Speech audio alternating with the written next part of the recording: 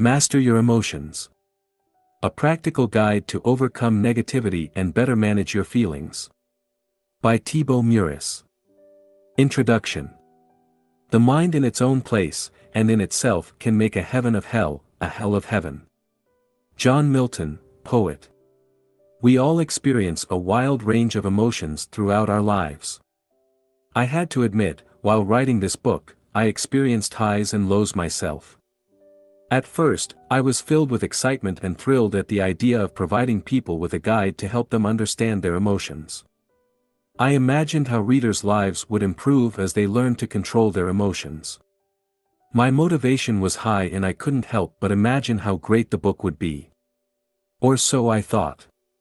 After the initial excitement, the time came to sit down to write the actual book, and that's when the excitement wore off pretty quickly. Ideas that looked great in my mind suddenly felt dull. My writing seemed boring, and I felt as though I had nothing substantive or valuable to contribute. Sitting at my desk and writing became more challenging each day. I started losing confidence. Who was I to write a book about emotions if I couldn't even master my own emotions? How ironic. I considered giving up. There are already plenty of books on the topic, so why add one more? At the same time, I realized this book was a perfect opportunity to work on my own emotional issues. And who doesn't suffer from negative emotions from time to time? We all have highs and lows, don't we? The key is what we do with our lows. Are we using our emotions to grow? Are we learning something from them? Or are we beating ourselves up over them? So, let's talk about your emotions now. Let me start by asking you this. How do you feel right now? Knowing how you feel is the first step toward taking control of your emotions. You may have spent so much time internalizing you've lost touch with your emotions.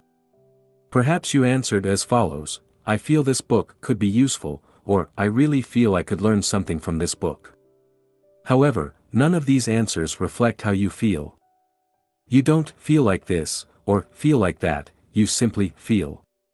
You don't feel like this book could be useful, you think this book could be useful, and that generates an emotion which makes you feel excited about reading it. Feelings manifest as physical sensations in your body, not as an idea in your mind. Perhaps, the reason the word feel is so often overused or misused is because we don't want to talk about our emotions. So, how do you feel now? Why is it important to talk about emotions? How you feel determines the quality of your life. Your emotions can make your life miserable or truly magical. That's why they are among the most important things to focus on. Your emotions color all your experiences. When you feel good, everything seems, feels, or tastes better. You also think better thoughts. Your energy levels are higher and possibilities seem limitless. Conversely, when you feel depressed, everything seems dull. You have little energy and you become unmotivated. You feel stuck in a place, mentally and physically, you don't want to be, and the future looks gloomy. Your emotions can also act as a powerful guide. They can tell you something is wrong and allow you to make changes in your life. As such, they may be among the most powerful personal growth tools you have. Sadly, neither your teachers nor your parents taught you how emotions work or how to control them. I find it ironic that just about anything comes with a how-to manual, while your mind doesn't. You've never received an instruction manual to teach you how your mind works and how to use it to better manage your emotions, have you? I haven't. In fact, until now, I doubt one even existed. What you'll learn in this book. This book is the how-to manual your parents should have given you at birth. It's the instruction manual you should have received at school. In it, I'll share everything you need to know about emotions so you can overcome your fears and limitations and become the type of person you really want to be. You'll learn what emotions are, how they are formed, and how you can use them for your personal growth. You'll also learn how to deal with negative emotions and condition your mind to create more positive emotions. It is my sincere hope and expectation that, by the end of this book, you will have a clear understanding of what emotions are and will have all the tools you need to start taking control of them. More specifically, this book will help you understand what emotions are and how they impact your life, identify negative emotions that control your life and learn to overcome them, change your story to take better control over your life and create a more compelling future, and reprogram your mind to experience more positive emotions. Here is a more detailed summary of what you'll learn in this book. In Part 1, we'll discuss what emotions are. You'll learn why you are wired to focus on negativity and what you can do to counter this effect. You'll also discover how your beliefs impinge upon your emotions. Finally, you'll learn how negative emotions work and why they are so tricky. In Part 2, we'll go over the things that directly impact your emotions. You'll understand the roles your body, your thoughts, your words, or your sleep play in your life and how you can use them to change your emotions. In Part 3, you'll learn how emotions are formed. You'll also learn how to condition your mind to experience more positive emotions. And finally, in Part 4, we'll discuss how to use your emotions as a tool for personal growth. You'll learn why you experience emotions such as fear or depression and how they work. You'll then discover how to use them to grow. Let's get started. How to use this book. I encourage you to read all the way through this book at least once. After that, I invite you to revisit the book and focus on the sections you want to explore in more depth. In this book, I include a number of different exercises. Though I don't expect you to go through them all, my hope is you'll pick some and apply them in your life. Remember, the results you'll get out of this book depend on how much time and effort you're willing to put in. If you feel this book could be of any use to your family members or friends, make sure to share it with them. Emotions are complex and I believe it would benefit us all to deepen our understanding of the topic. Part 1. What emotions are. Have you ever wondered what emotions are and what purpose they serve? In this section, we'll discuss how your survival mechanism affects your emotions. Then, we'll explain what the ego is and how it impacts your emotions. Finally, we'll discover the mechanism behind emotions and learn why negative emotions can be so hard to deal with. 1. How your survival mechanism affects your emotions. Why people have a bias towards negativity. Your brain is designed for survival, which explains why you're able to read this book at this very moment. When you think about it, the probability of you being born was extremely low. For this miracle to happen, all the generations before you had to survive long enough to procreate. In their quest for survival and procreation, they must have faced death hundreds or perhaps thousands of times. Fortunately, unlike your ancestors, you're, probably, not facing death every day. In fact, in many parts of the world, life has never been safer. Yet, your survival mechanism hasn't changed much. Your brain still scans your environment looking for potential threats. In many ways, some parts of your brain have become obsolete. While you may not be seconds away from being eaten by a predator, your brain still gives significantly more weight to negative events than to positive ones. Fear of rejection is one example of a bias toward negativity. In the past, being rejected from your tribe would reduce your chances of survival significantly. Therefore, you learn to look for any sign of rejection, and this became hardwired in your brain. Nowadays, being rejected often carries little or no consequence to your long-term survival. You could be hated by the entire world and still have a job, a roof and plenty of food on the table, yet, your brain is still programmed to perceive rejection as a threat to your survival. This is why rejection can be so painful. While you know most rejections are no big deal, you nevertheless feel the emotional pain. If you listen to your mind, you may even create a whole drama around it. You may believe you aren't worthy of love and dwell on a rejection for days or weeks. Worse still, you may become depressed as a result of this rejection. In fact, one single criticism can often outweigh hundreds of positive ones. That's why, an author with 55-star reviews is likely to feel terrible when they receive a single one-star review. While the author understands the one-star review isn't a threat to her survival, her authorial brain doesn't. It likely interprets the negative review as a threat to her ego, which triggers an emotional reaction. The fear of rejection can also lead you to overdramatize events. If your boss criticized you at work, your brain may see the event as a threat and you now think, what if I'm fired? What if I can't find a job quickly enough and my wife leaves me? What about my kids? What if I can't see them again? While you are fortunate to have such an effective survival mechanism, it is also your responsibility to separate real threats from imaginary ones.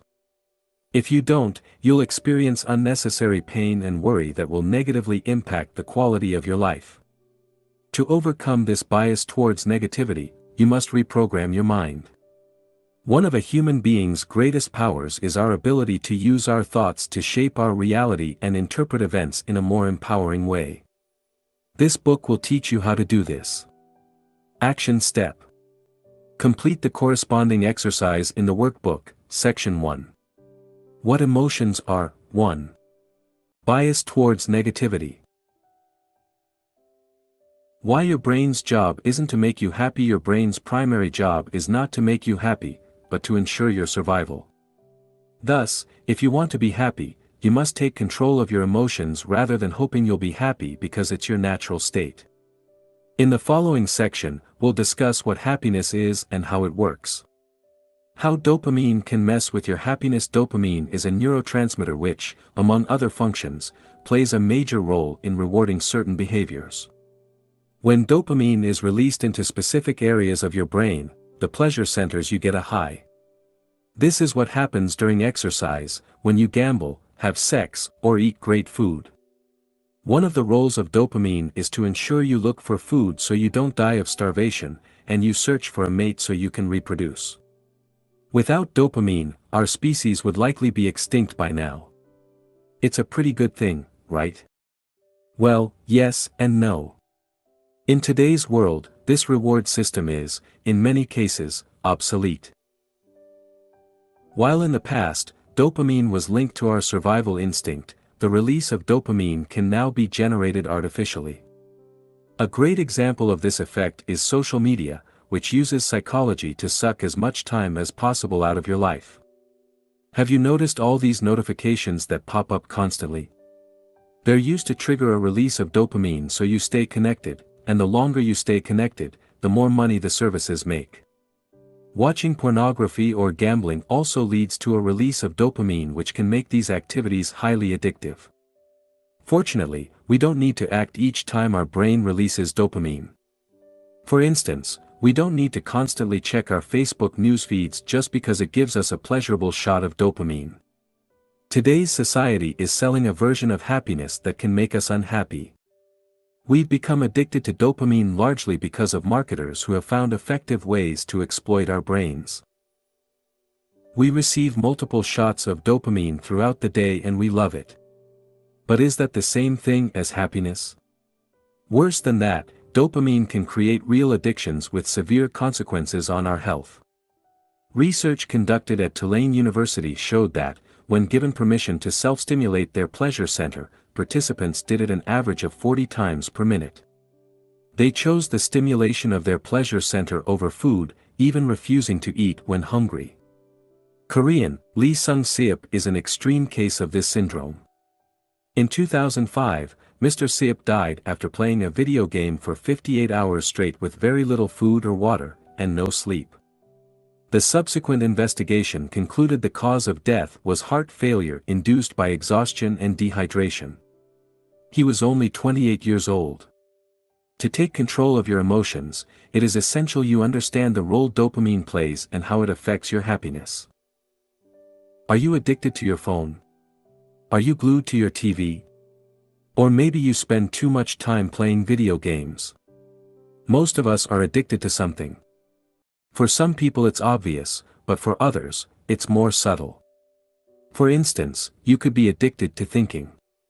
To better control your emotions, it is important to shed the light on your addictions as they can rob you of your happiness. The "one day I will" myth. Do you believe that one day you will achieve your dream and finally be happy? This is unlikely to happen. You may, and I hope you will, achieve your dream, but you won't live happily ever after. This is just another trick your mind plays on you. Your mind quickly acclimates to new situations, which is probably the result of evolution and our need to adapt continually in order to survive and reproduce. This is also probably why the new car or house you want will only make you happy for a while. Once the initial excitement wears off, you'll move on to crave the next exciting thing. This phenomenon is known as hedonic adaptation. How hedonic adaptation works. Let me share an interesting study that will likely change the way you see happiness. This study, which was conducted on lottery winners and paraplegics, was extremely eye-opening for me. Conducted in 1978, the investigation evaluated how winning the lottery or becoming a paraplegic influence happiness. The study found that 1 year after the event, both groups were just as happy as they were beforehand. Yes, just as happy, or unhappy. You can find more about it by watching Dan Gilbert's TED Talk, The Surprising Science of Happiness here. Perhaps you believe that you'll be happy once you've made it. But, as the above study on happiness shows, this is simply not true. No matter what happens to you, you'll revert back to your predetermined level of happiness once you've adapted to the new event.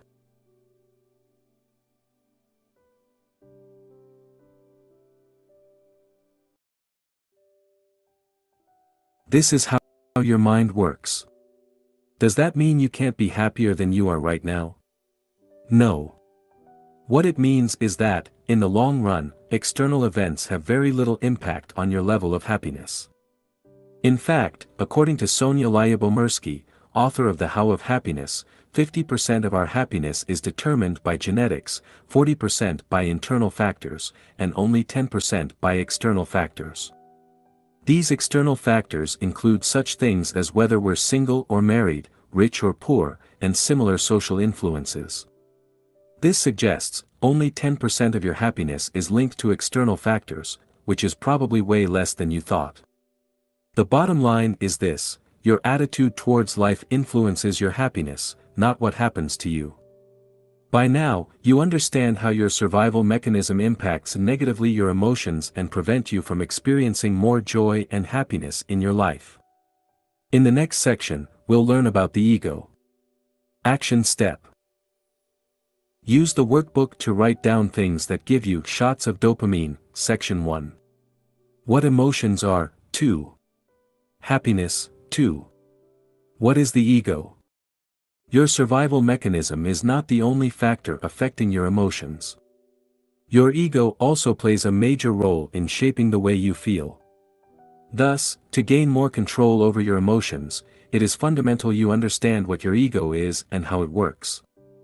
Now, let's clarify what we mean by ego. We often say of someone he has a big ego, referring to the ego as something close to pride. While pride is certainly a manifestation of ego, that's only one part of it. You may show no pride and appear humble while still being controlled by your ego. So, what is the ego? The ego refers to the self-identity you've constructed throughout your life.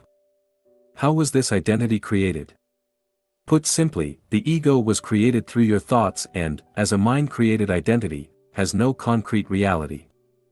Events that happen to you bear no meaning in themselves. You give them meaning only through your interpretation of those events. Additionally, you accept things about yourself because people told you to do so. What's more, you identify with your name, your age, your religion, your political belief, or your occupation in a similar way. This attachment has consequences. As we'll see later in this book, attachment creates beliefs, and these beliefs lead you to experience certain emotions. For instance, you may become offended when people criticize your religion or attack your political principles. Note that throughout this book, we'll refer to the ego as your story or your identity, using these words interchangeably. Are you aware of your ego? Your understanding of the way your ego works depends on your level of self-awareness. People at the lowest level of consciousness are not even aware the ego exists and, as a result, are enslaved by it. On the other hand, highly self-conscious people can see through their ego. They understand how belief works and how excessive attachment to a set of beliefs can create suffering in their life. In effect, these individuals become the master of their mind and are at peace with themselves. Note that the ego is neither good nor bad, it's just a result of a lack of self-awareness. It fades away as you become aware of it, since ego and awareness cannot coexist. Your ego's need for an identity. Your ego is a selfish entity, only concerned about its own survival. Interestingly, it's rather similar to your brain in the way it operates. It has its own survival mechanism and will do whatever it can to persist. As with your brain, its primary concern is neither your happiness nor your peace of mind. On the contrary, your ego is restless. It wants you to be a go-getter. It wants you to do, have and achieve great things so you can become a somebody. As we already mentioned, your ego needs an identity to exist. The way it does that is through identification with things, people, or beliefs and ideas. Now, let's look at some of the things your ego identifies with to strengthen its identity: physical items. The ego likes to identify with physical things. Needless to say, it thrives in today's world. Perhaps, we can say capitalism and the consumer society we're living in today is the creation of collective egos, which is why it has been the dominant economic model in the recent decades. Marketers perfectly understand people's need to identify with things. They know people don't just buy a product, they also buy the emotions or story attached to the product. Often, you buy certain clothes or a particular car because you want to tell a story about yourself. For instance, you may want to enhance your status, look cool or express your unique personality, and choose the products most closely associated with these ideals. This is how the ego works. It uses things to create a story you can identify with. It doesn't mean things are wrong per se. It's a negative issue only when you become overly attached to things, believing they can fulfill you, which they can't. Your body. Most people derive their self-worth from their physical appearance. Your ego loves the way you look because it is the easiest thing to recognize and quantify. When you strongly associate with your physical appearance, you tend to identify more easily with physical and emotional pain.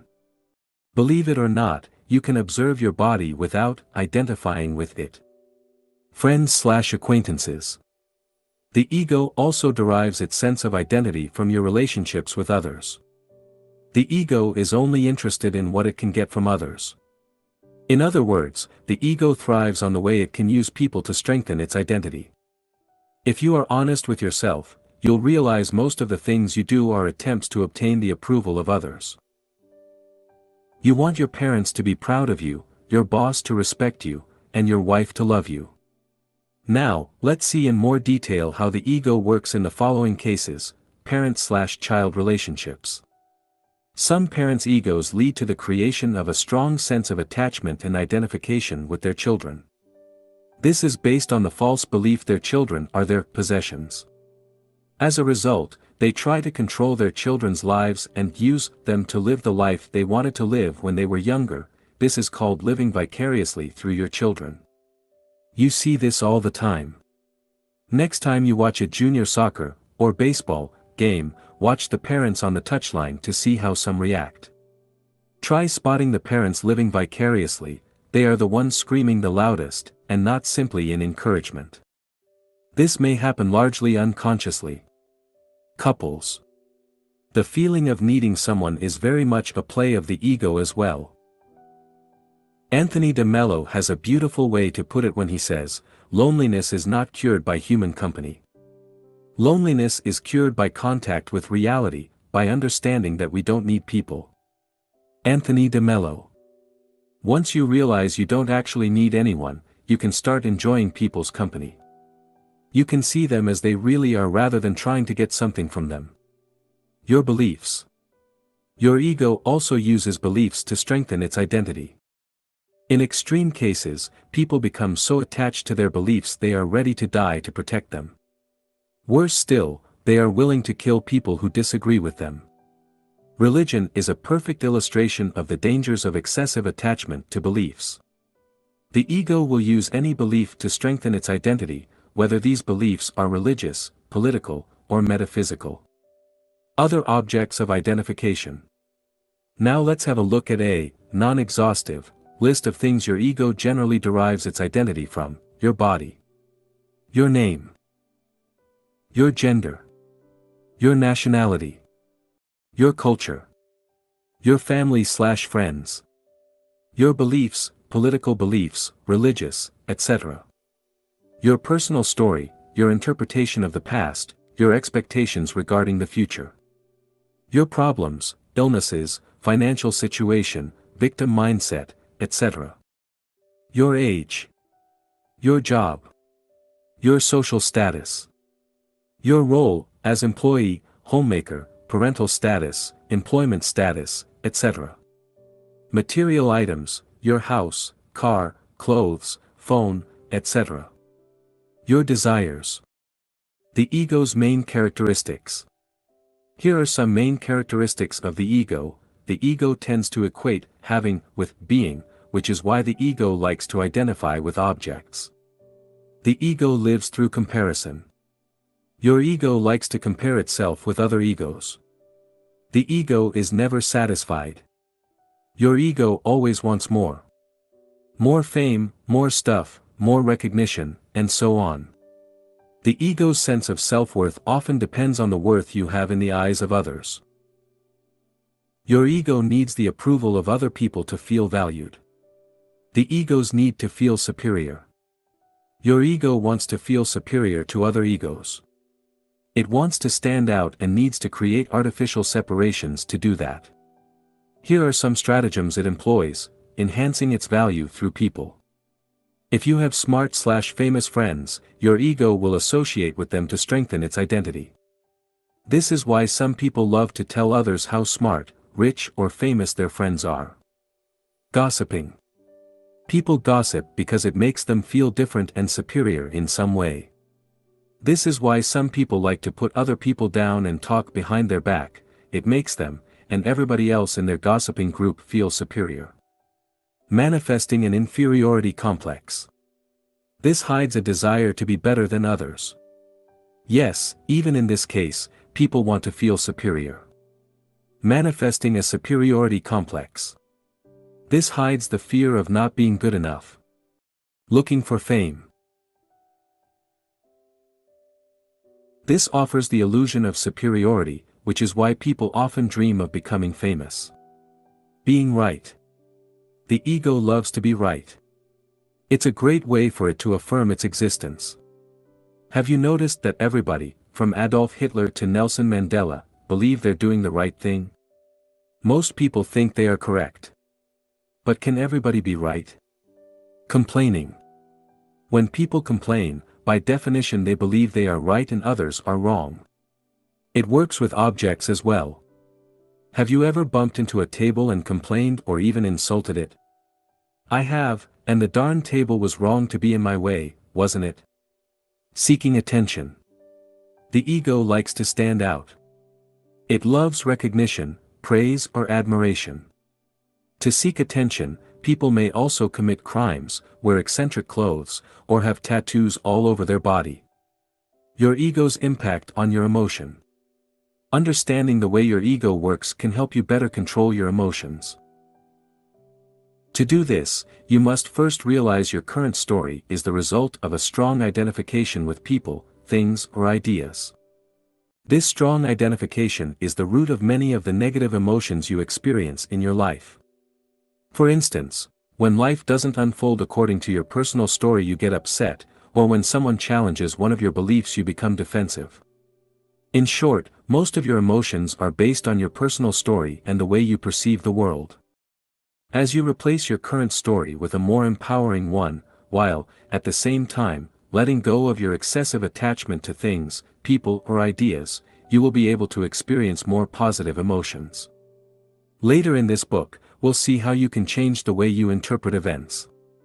Action step. Take a few minutes to answer the questions in the workbook, Section 1. What emotions are? 3. The nature of the ego. 3. The nature of emotions. Emotions can be tricky. In this section, we'll discuss in depth how they work. By understanding the mechanism behind emotions, you'll be able to manage them more effectively as they arise. The first thing to understand is that emotions come and go. One moment you feel happy, the next you feel sad. While you do have some control over your emotions, you must also recognize their unpredictable nature. If you expect to be happy all the time, you set yourself up for failure.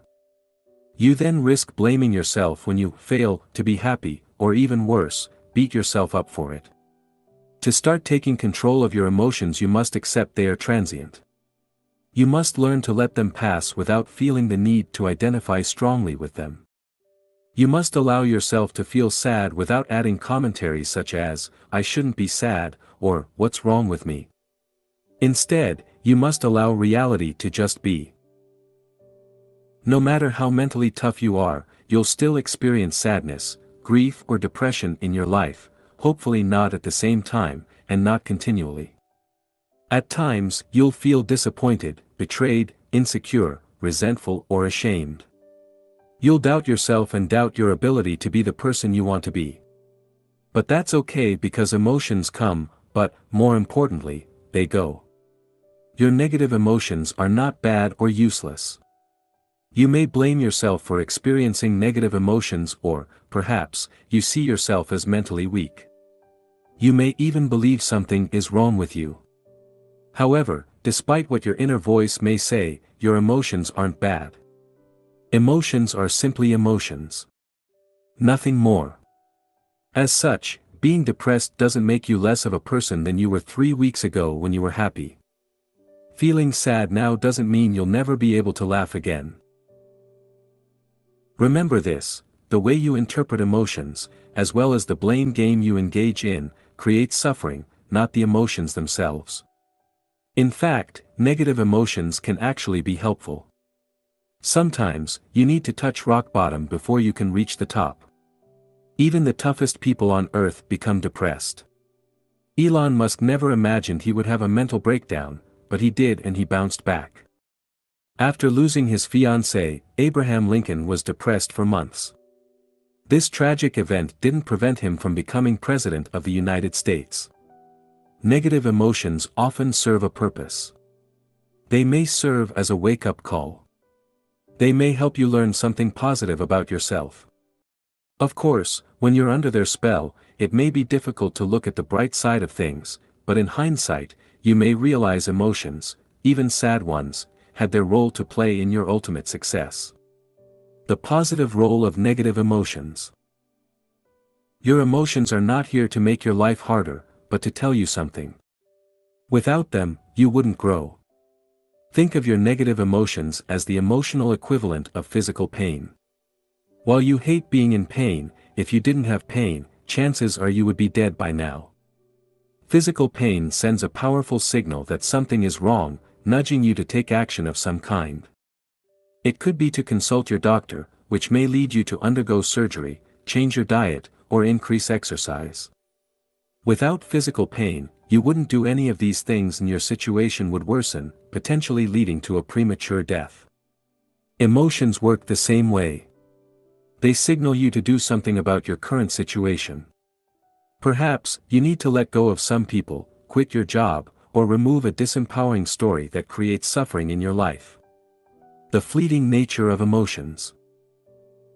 No matter how depressed you are, how much grief you're experiencing, or how horrible you feel at a given point in time, this shall pass. Look at some of the negative emotions you experienced in the past. Remember the worst times in your life. During these most difficult periods, you were probably so caught up in your emotions you imagined never being able to escape them. You couldn't imagine being happy again. But even these episodes ended. Eventually, the clouds dissipated and the real you shone again. Your emotions come and they go. Your depression will go, your sadness will vanish and your anger will fade away. Bear in mind, if you experience the same emotions repeatedly, it probably means you hold disempowering beliefs and need to change something in your life. We'll discuss how later. If you suffer from severe, chronic depression, it might be a good idea to consult a specialist. The trickiness of emotions. Have you ever felt you'll never be happy again? Have you ever been so attached to your emotions you thought they'll never go away? Don't worry, it's a common feeling.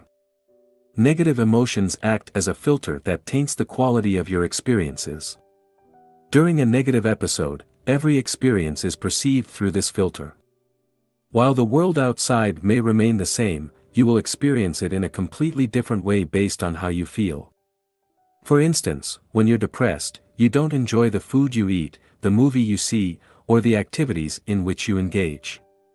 You only see the negative side of things, feeling trapped and powerless. On the other hand, when you're in a positive mood, everything in life appears better. Food tastes great, you're naturally friendlier, and you enjoy all the activities you partake in. You may now believe that, armed with the knowledge you have gained from this book, you'll never be depressed again. Wrong. You'll keep experiencing sadness, frustration, depression, or resentment, but hopefully, each time these occur, you'll become wiser and wiser, remembering that this too shall pass.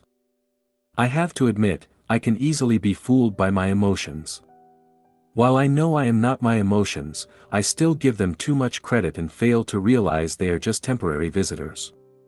More importantly, I fail to remember they are not me. Emotions always come and go, but I remain. Once the emotional storm has passed, I generally feel like an idiot for having taken my emotions so seriously. Do you? Interestingly, external factors might not be, and often aren't, the direct cause of a sudden change in your emotional state.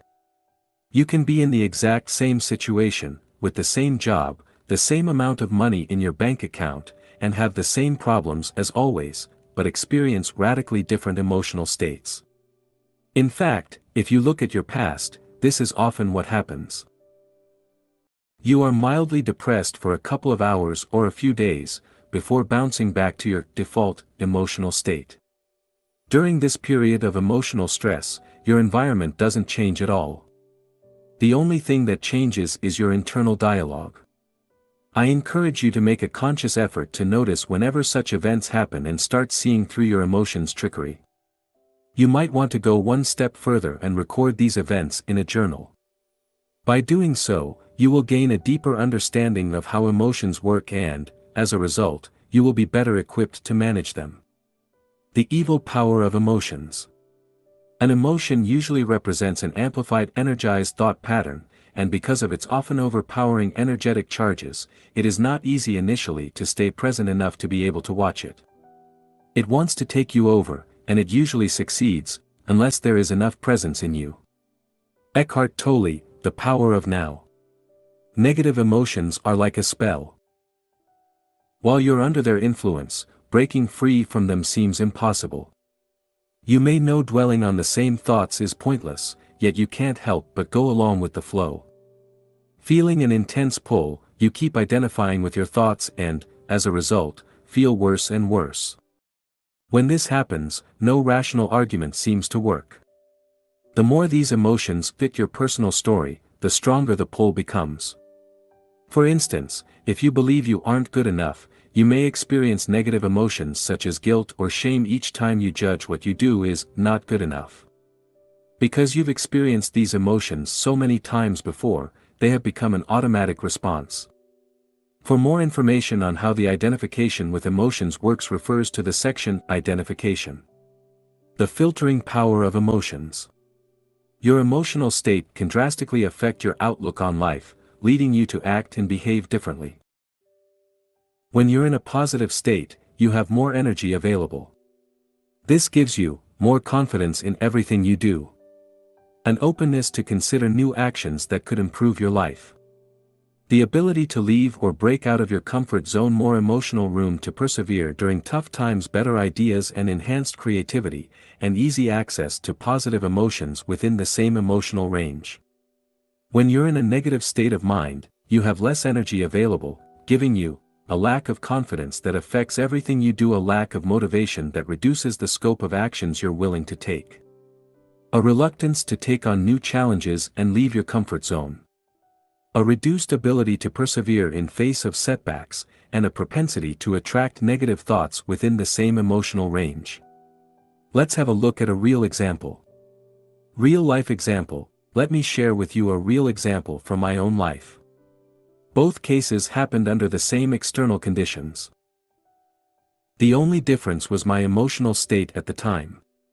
Case 1, feeling excited about my online business, more confidence in everything I do, I feel as though my ideas are good.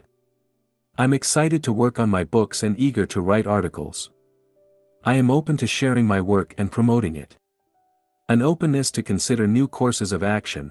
I am open to new ideas or to work on a new project. I can think of ways to collaborate with other authors and start building a new coaching program to offer my audience. The ability to get out of my comfort zone, it becomes easier for me to push myself beyond my comfort zone. I may contact people I don't know, or run Facebook Lives for instance. More emotional room to persevere. I stick to my projects even when I lack motivation. Better ideas and enhanced creativity. I am open to new ideas. I might come up with new ideas for books, articles or other creative projects. Easy access to more positive emotions. I attract more positive emotions. At the same time, my mind rejects negative thoughts more easily, by refusing to identify with them. Case 2, feeling mildly depressed due to my lack of results, a lack of confidence. I start doubting myself and all the projects I'm currently working on. Suddenly, everything I do becomes useless or not good enough. Thoughts like, what's the point, I'm not going to make it, or I'm stupid, cross my mind. Needless to say, promoting myself becomes a major challenge. A lack of motivation. I don't feel like doing anything. I'm attacked by, and am unable to escape, negative thoughts. I have the same negative thoughts again and again, which repeat like a broken record. They seem so real and taint all my experiences. A difficulty to take on new challenges. I have little energy left over to leave my comfort and undertake challenging projects. A reduced ability to persevere. I have difficulty finishing tasks and I procrastinate over tasks I should be working on. A propensity to attract negative thoughts. I attract more and more negative thoughts. Although these thoughts may have been crossing my mind before, now they stick fast. By identifying with these thoughts, I generate more negative emotions. Both cases happened only a few days apart. The external environment was the exact same, but my emotional state was radically different and led me to take different actions. The magnetic power of emotions. Your emotions act like magnets. They attract thoughts on the same wave. That's why, when you're in a negative state, you easily attract other negative thoughts, and by latching onto these thoughts you make the situation worse. As Eckhart Tolle wrote in The Power of Now, often, a vicious circle builds up between your thinking and the emotion, they feed each other. The thought pattern creates a magnified reflection of itself in the form of an emotion, and the vibrational frequency of the emotion keeps feeding the original thought pattern. Eckhart Tolle. Now, let's see what you can do to break free from that magnetic power. Breaking the magnetic power of emotions. Let's say you have a bad day at work and you're in a terrible mood. The negative state you're in causes you to attract more negative thoughts. Suddenly, you fixate on the fact you're still single at 30 and start beating yourself up over it. Then, you blame yourself for being overweight. You also remember you have to go to the office the following Saturday, which reminds you how much your job sucks. Do you see how much easier it is to attract negative thoughts when you're feeling low? To prevent this from happening, it is essential you remove the habit of clustering negative thoughts together. Real life example, I have knee problems, which prevents me from practicing many sports. Since I've always loved sports, these injuries have been a source of emotional pain. Fortunately, I seldom feel pain in my knees, but when I do, it can trigger negative emotions. One day, as I was observing my thought process, we all have different hobbies, haven't we? I realized experiencing pain in my knees negatively affected my mood, triggering more negative emotions in a negative feedback loop. The pain would cause me to focus on all the things that were going wrong, from my work to my personal life. As a result, I would experience negative emotions for hours, or even days. The point I'm making is, no matter how great your life is, if you spend most of your time focusing on your problems, you'll become depressed. Thus, to reduce negative emotions, you must learn to compartmentalize your issues. Don't let your mind overdramatize things by clustering unrelated issues. It will only make you feel worse. Instead, remember that negative emotions exist only in your mind. Taken separately, most of your issues aren't such a big deal, and there is no rule that says you have to solve them all at once. Start noticing how you feel. Record your negative emotions. Look at what triggers them. The more you do this, the more you will uncover certain patterns. For example, let's say you felt sad for a couple of days. Ask yourself the following questions. What triggered my emotions? What fueled them over the 2-day period? What story was I telling myself?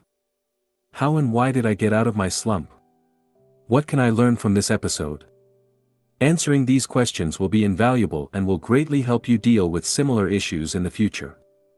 Your emotional accessibility. We previously saw you attract thoughts that matched your emotional state. The opposite is also true. You can't attract thoughts that are out of sync with how you feel at any given time. Even if you tried to think positive thoughts, your mind wouldn't be receptive to them. This is why during periods of sadness, while positive thoughts may cross your mind from time to time, you won't be able to associate with them and you won't be able to change your emotional state. Your emotional set point. Have you ever been told to cheer up when you were grieving, or express gratitude when you were depressed? Did it help? It probably didn't. This is because the emotional state you were in didn't allow you access to these emotions. In their book, Ask and It Is Given, Esther and Jerry Hicks offer a model to explain how emotional ranges are connected and how we can move up the ladder from negative to more positive emotions. For instance, in this model, depression or hopelessness is at the bottom of the ladder, followed by anger. What it means is that when you feel depressed, signs of anger indicate you're climbing the emotional ladder. This makes sense. When you're angry, you have more energy than when you're depressed, right? Recently, after being depressed for a while, I experienced feelings of anger. For some reason, I got tired of the stories and excuses running through my mind, and I used the anger as a fuel to complete the tasks I had been avoiding. As a result, I was able to create momentum and climb the emotional ladder. Whenever you experience negative emotions, watch for emotions that give you more energy. So-called negative emotions like anger can help you overcome even more disempowering emotions, like hopelessness. Only you know how you feel. Therefore, if anger feels better, accept it. Emotions and mental suffering. Did you know you create a lot of unnecessary pain in your life? Each time you lock onto a thought, or hold on to an emotion, you suffer. A great example of this is how you react to physical pain. Whenever you feel pain, your first reaction is to interpret it. When you do so, you generate negative thoughts. Your identification with these thoughts is what creates mental suffering. Below are some of the thoughts that may cross your mind in these situations. What if this pain never goes away? What if I can't do X, Y, Z anymore because of the pain? What if it gets worse? What if I need to undergo surgery? What if I can't go to work? I have an important project I must finish on time. With this pain, today's going to be challenging. I don't have money. How will I pay hospital bills if things get worse? This internal dialogue creates suffering but does nothing to help solve the problem. You can still function properly and take appropriate actions without dwelling on any of the above worries. Negative emotions are not the problem, the mental suffering you create out of these emotions is. Another example of mental suffering is procrastination. Have you ever delayed starting a task for days or weeks just to realize it wasn't a big deal once you'd completed it? I have. What was the most exhausting part, the task itself, or the time you spent worrying about it? Or perhaps you didn't sleep long enough and keep telling yourself today's going to be a rough day. As you imagine all the tasks you need to do, you already feel exhausted. Psychologists have shown that mental suffering is what consumes most of your energy. After all, sitting at a desk all day shouldn't be that tiring, yet many of us feel exhausted at the end of the day. In his classic book, How to Stop Worrying and Start Living, Dale Carnegie wrote the following: one of America's most distinguished psychiatrists, Dr. Brill, goes even further. He declares, 100% of the fatigue of the sedentary worker in good health is due to psychological factors, by which we mean emotional factors. Dale Carnegie. People inflict a tremendous amount of suffering on themselves. As you continue reading this book, you'll realize the idiocy of this activity. You'll notice people around you dwelling on a past they cannot alter. You'll see your family members and friends worrying about a future they cannot predict. You'll witness people having the same repeated thoughts, running in circles to fight a problem that exists only in their mind. For thousands of years, mystics have told us that problems are in our mind. They have repeatedly invited us to look within. Yet, today, how many people are listening? Too many of us are addicted to our problems. Instead of letting go, we complain, we play the victim, we blame other people, or we discuss our problems without doing anything to solve them. To reduce this mental suffering, we must refuse to interpret our emotions in a negative and disempowering way. Why problems don't exist? If we go one step further and look at reality in an objective way, we can say that problems don't actually exist. Here is why: what you don't focus on doesn't exist, a problem only exists when you give it your attention. From your mind's perspective, what you don't give any thought to doesn't exist. Let's take a hypothetical example. Imagine you lost your legs. If you accept that fact immediately and refuse to give it any thought, there will be no problem and thus, no mental suffering. You would simply be living in reality. Of course, that's usually not what happens. A problem exists only in time, a problem can only exist in the past or in the future. And where do the past and future exist? In your mind. To acknowledge a problem, you must use your thoughts, and thoughts exist in time, not in the present moment. A problem needs to be labeled as a problem to actually exist. A problem exists only when you interpret a situation as being a problem. Otherwise, there is no problem. This concept may be hard to grasp at first, but it's a key theory. In the next section, we'll look at the different components affecting your emotions. Action step. Explore the nature of emotions using the workbook, Section 1. What emotions are. 4. The nature of emotions. Part 2. What impacts your emotions? Your mind operates on the famous computing principle of GIGO, garbage in, garbage out. If you do ill, speak ill, and think ill, the residue is going to leave you sick. If you do well, speak well, and think well, the outcome is going to be well. OSAMT. Emotions are complex, and a variety of factors influence how you feel. In this section, we'll cover some of the elements affecting what drives your emotions. The good news is, you have some control over them. If we exclude spontaneous emotional reactions resulting from your survival mechanism, most of your emotions are self-created. They result from the way you interpret thoughts or events. However, these aren't the only elements that affect your emotional state. Your body, your voice, the food you eat, or how much you sleep, also play a role in determining the quality of your emotions and therefore the quality of your life. Let's see how each of these elements impact your emotions. 4. The impact of sleep on your mood. The quality of your sleep and how much of it you get affects your emotional state. You've probably experienced the side effects of sleep deprivation yourself. Perhaps, you felt grumpy, unable to concentrate, listless, or had difficulty dealing with negative emotions. Sleep deprivation can impact mood in many different ways. According to a survey performed on people suffering from anxiety or depression, most of the respondents reported receiving less than 6 hours sleep per night. Sleep deprivation also increases mortality risk. A 2016 study conducted by researchers at nonprofit organization, RAND Europe, estimated that people sleeping less than 6 hours a night had a 13% increased mortality risk than people sleeping between 7 and 9 hours. The same studies revealed that lack of sleep cost an estimated $411 billion per year to the United States economy. Interestingly, sleep deprivation also seems to reduce an individual's ability to enjoy positive experiences. One study shows that, while people who had enough sleep did experience a positive effect from such experiences, no such effect was generated in people who were sleep deprived. How to improve the quality of your sleep? There are many ways to improve the quality of your sleep. Let's go over some of them. Make sure your bedroom is pitch black. Many studies have shown that the darker the bedroom is, the better we tend to sleep. If your room isn't pitch black, what can you do to make it darker? Maybe you can buy a sleep mask, or curtains that do a better job at blocking daylight. Avoid using electronic devices.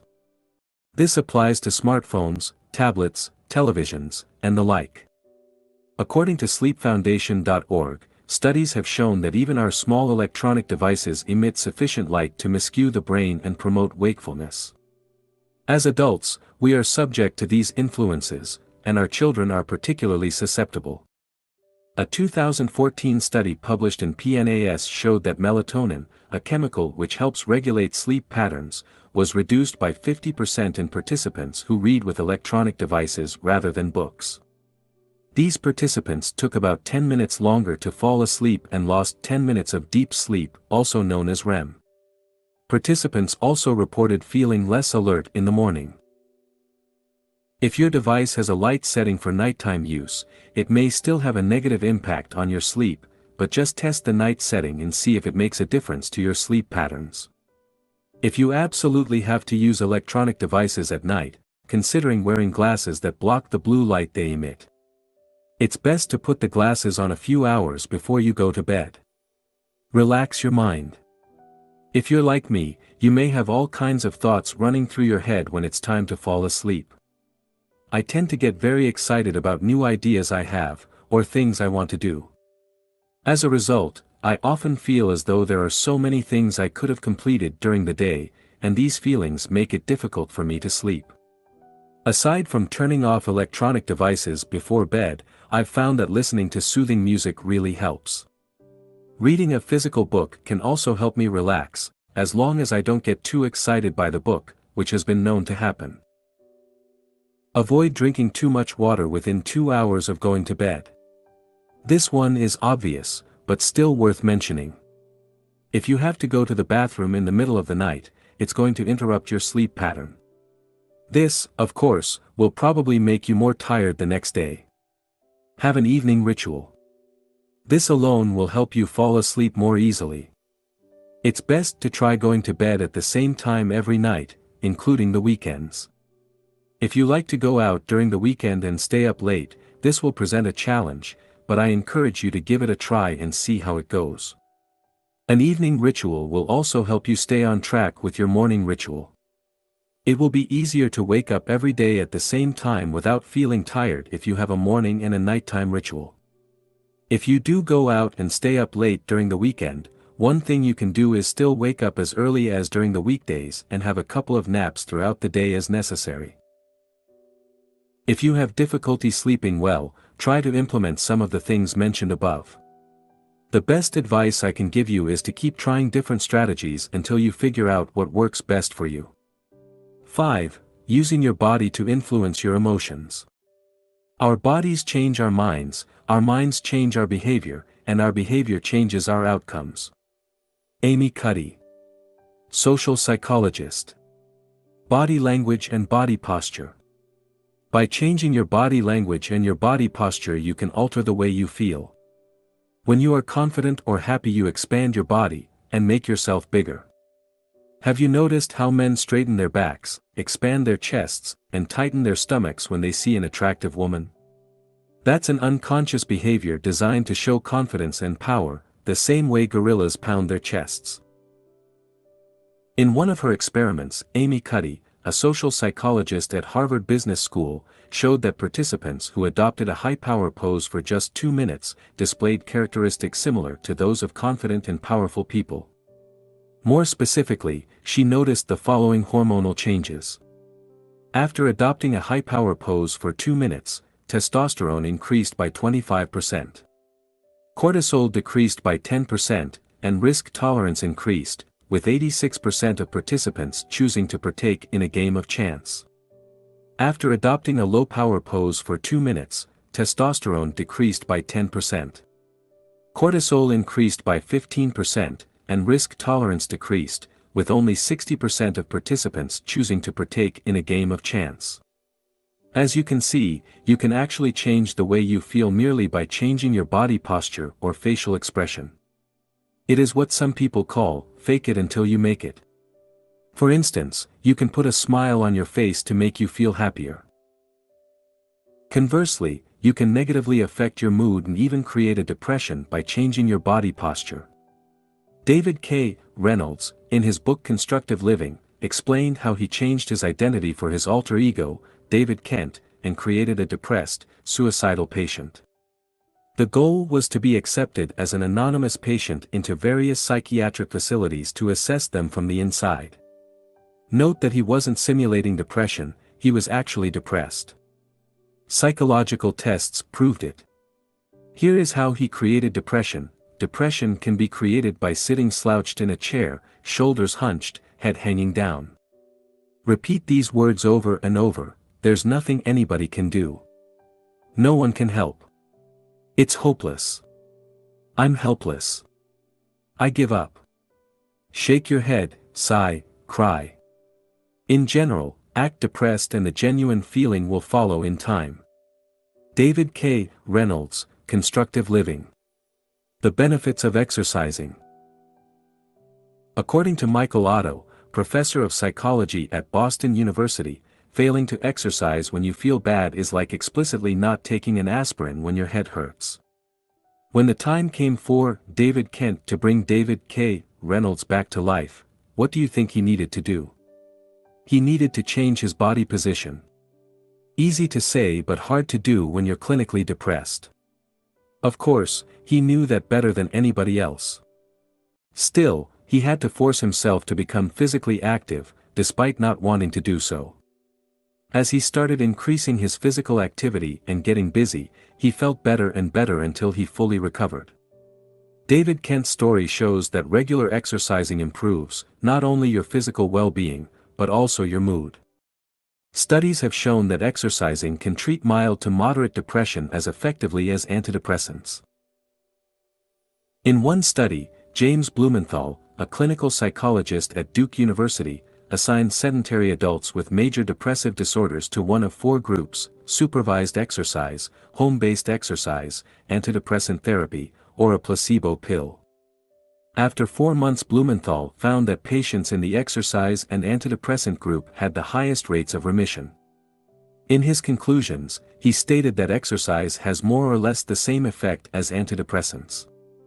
When he followed up with the same patients a year later, Blumenthal discovered that people who were still exercising regularly had lower depression scores than people who only exercised sporadically.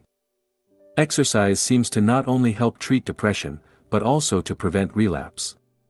So, when it comes to mastering your emotions, make sure exercising is part of your toolbox. Fortunately, you don't have to run 10 miles a day to reap the benefits of exercise. Simply walking for 30 minutes, 5 days a week can work wonders. According to research published in PLOS Medicine, 2.5 hours moderate exercise a week could add 3.25 years to your lifespan. Another study of 5,000 people in Denmark showed that individuals who exercised regularly lived 5 to 7 years longer than sedentary counterparts. As for the benefits of exercising on your mood, they are both immediate and long-term. Professor of Psychology, Michael Otto, says you usually derive a mood enhancement effect within 5 minutes of partaking in moderate exercise. And, as we've just seen, exercising regularly improves your long-term mental health and can be as effective as antidepressants. What about you?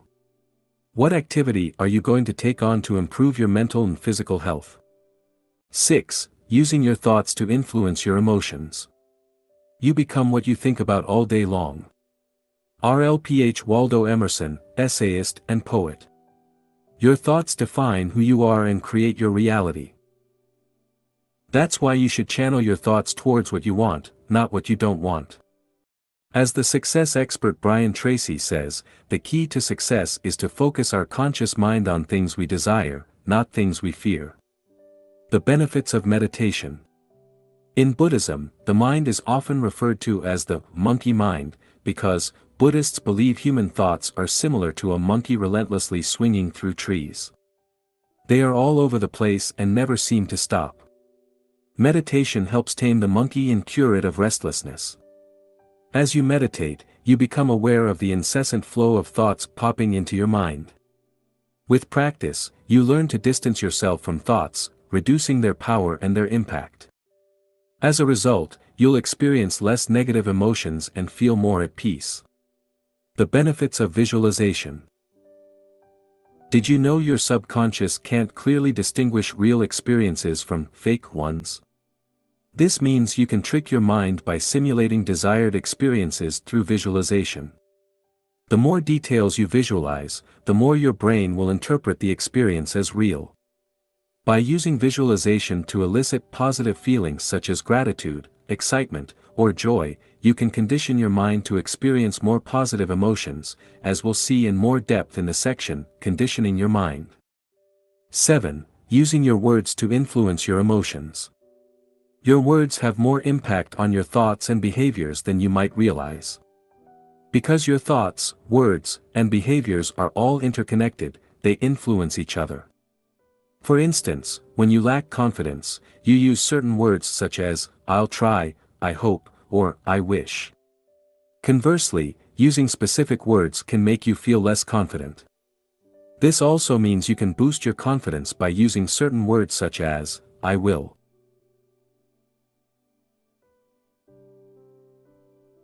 For instance, saying, I will change career, or I will complete this project by the end of this month, will make you feel more confident than saying, I hope I can change career, or I'll try to complete this project by the end of this month. To enhance your confidence, replace words that show self-doubt with words that display confidence as shown below. Words to be avoided: would / could / should / might try / hope / wish. Maybe / perhaps. If everything is okay. If everything goes well. Words to be used instead: I will. Absolutely. Definitely. Of course. Sure. Certainly. Obviously. Without any doubt. No problem. The power of positive affirmations. Positive affirmations are sentences you repeat to yourself on a regular basis until your subconscious mind accepts them as true. Over time they help you condition your mind to experience positive emotions such as confidence or gratitude. For more information on how to condition your mind, refer to the section, Conditioning Your Mind. How to use positive affirmation. Use the present tense and not the future tense, I am, not, I will.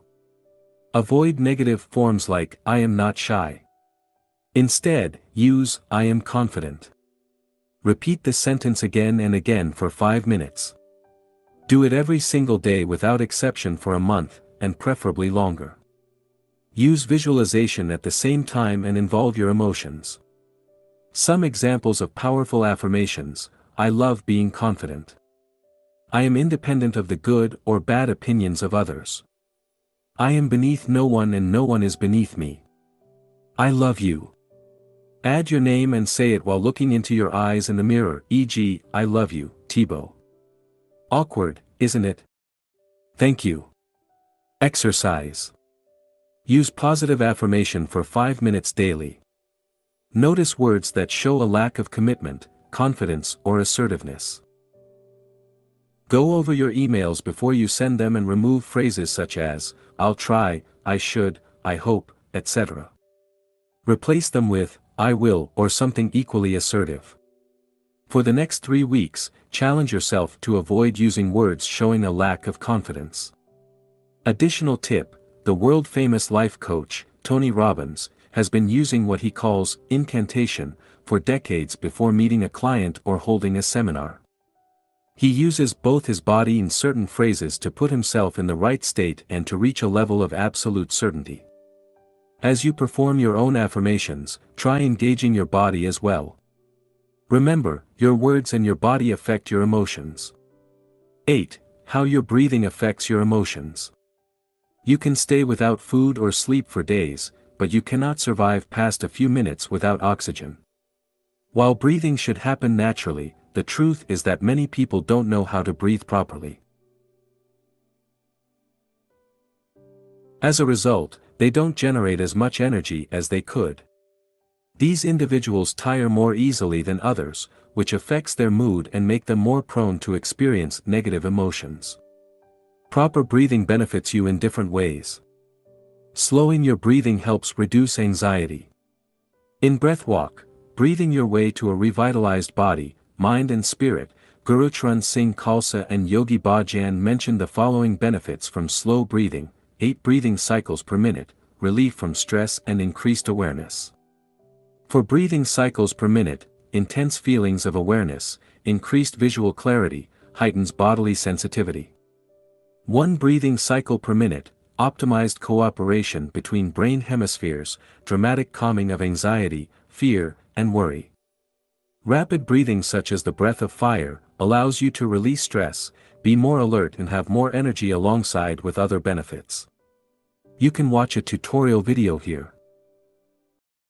For a more general overview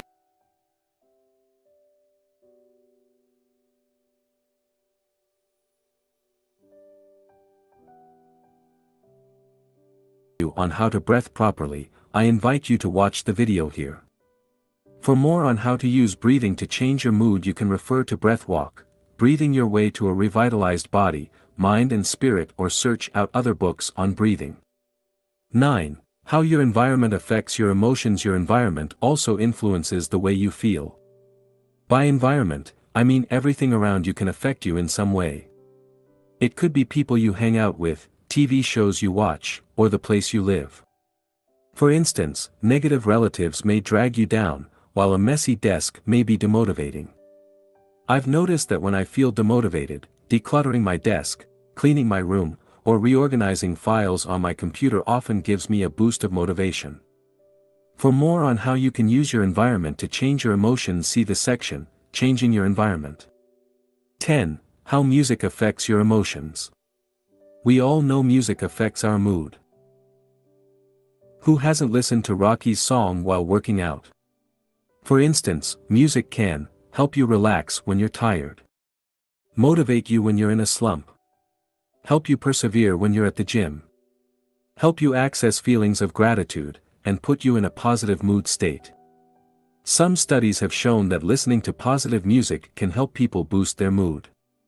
In a study conducted in 2012, participants reported higher positive mood after listening to a positive song for just 12 minutes, 5 times, over a 2-week period. Interestingly, it only worked with participants who were told to make an effort to boost their mood. Other participants didn't report such mood improvement.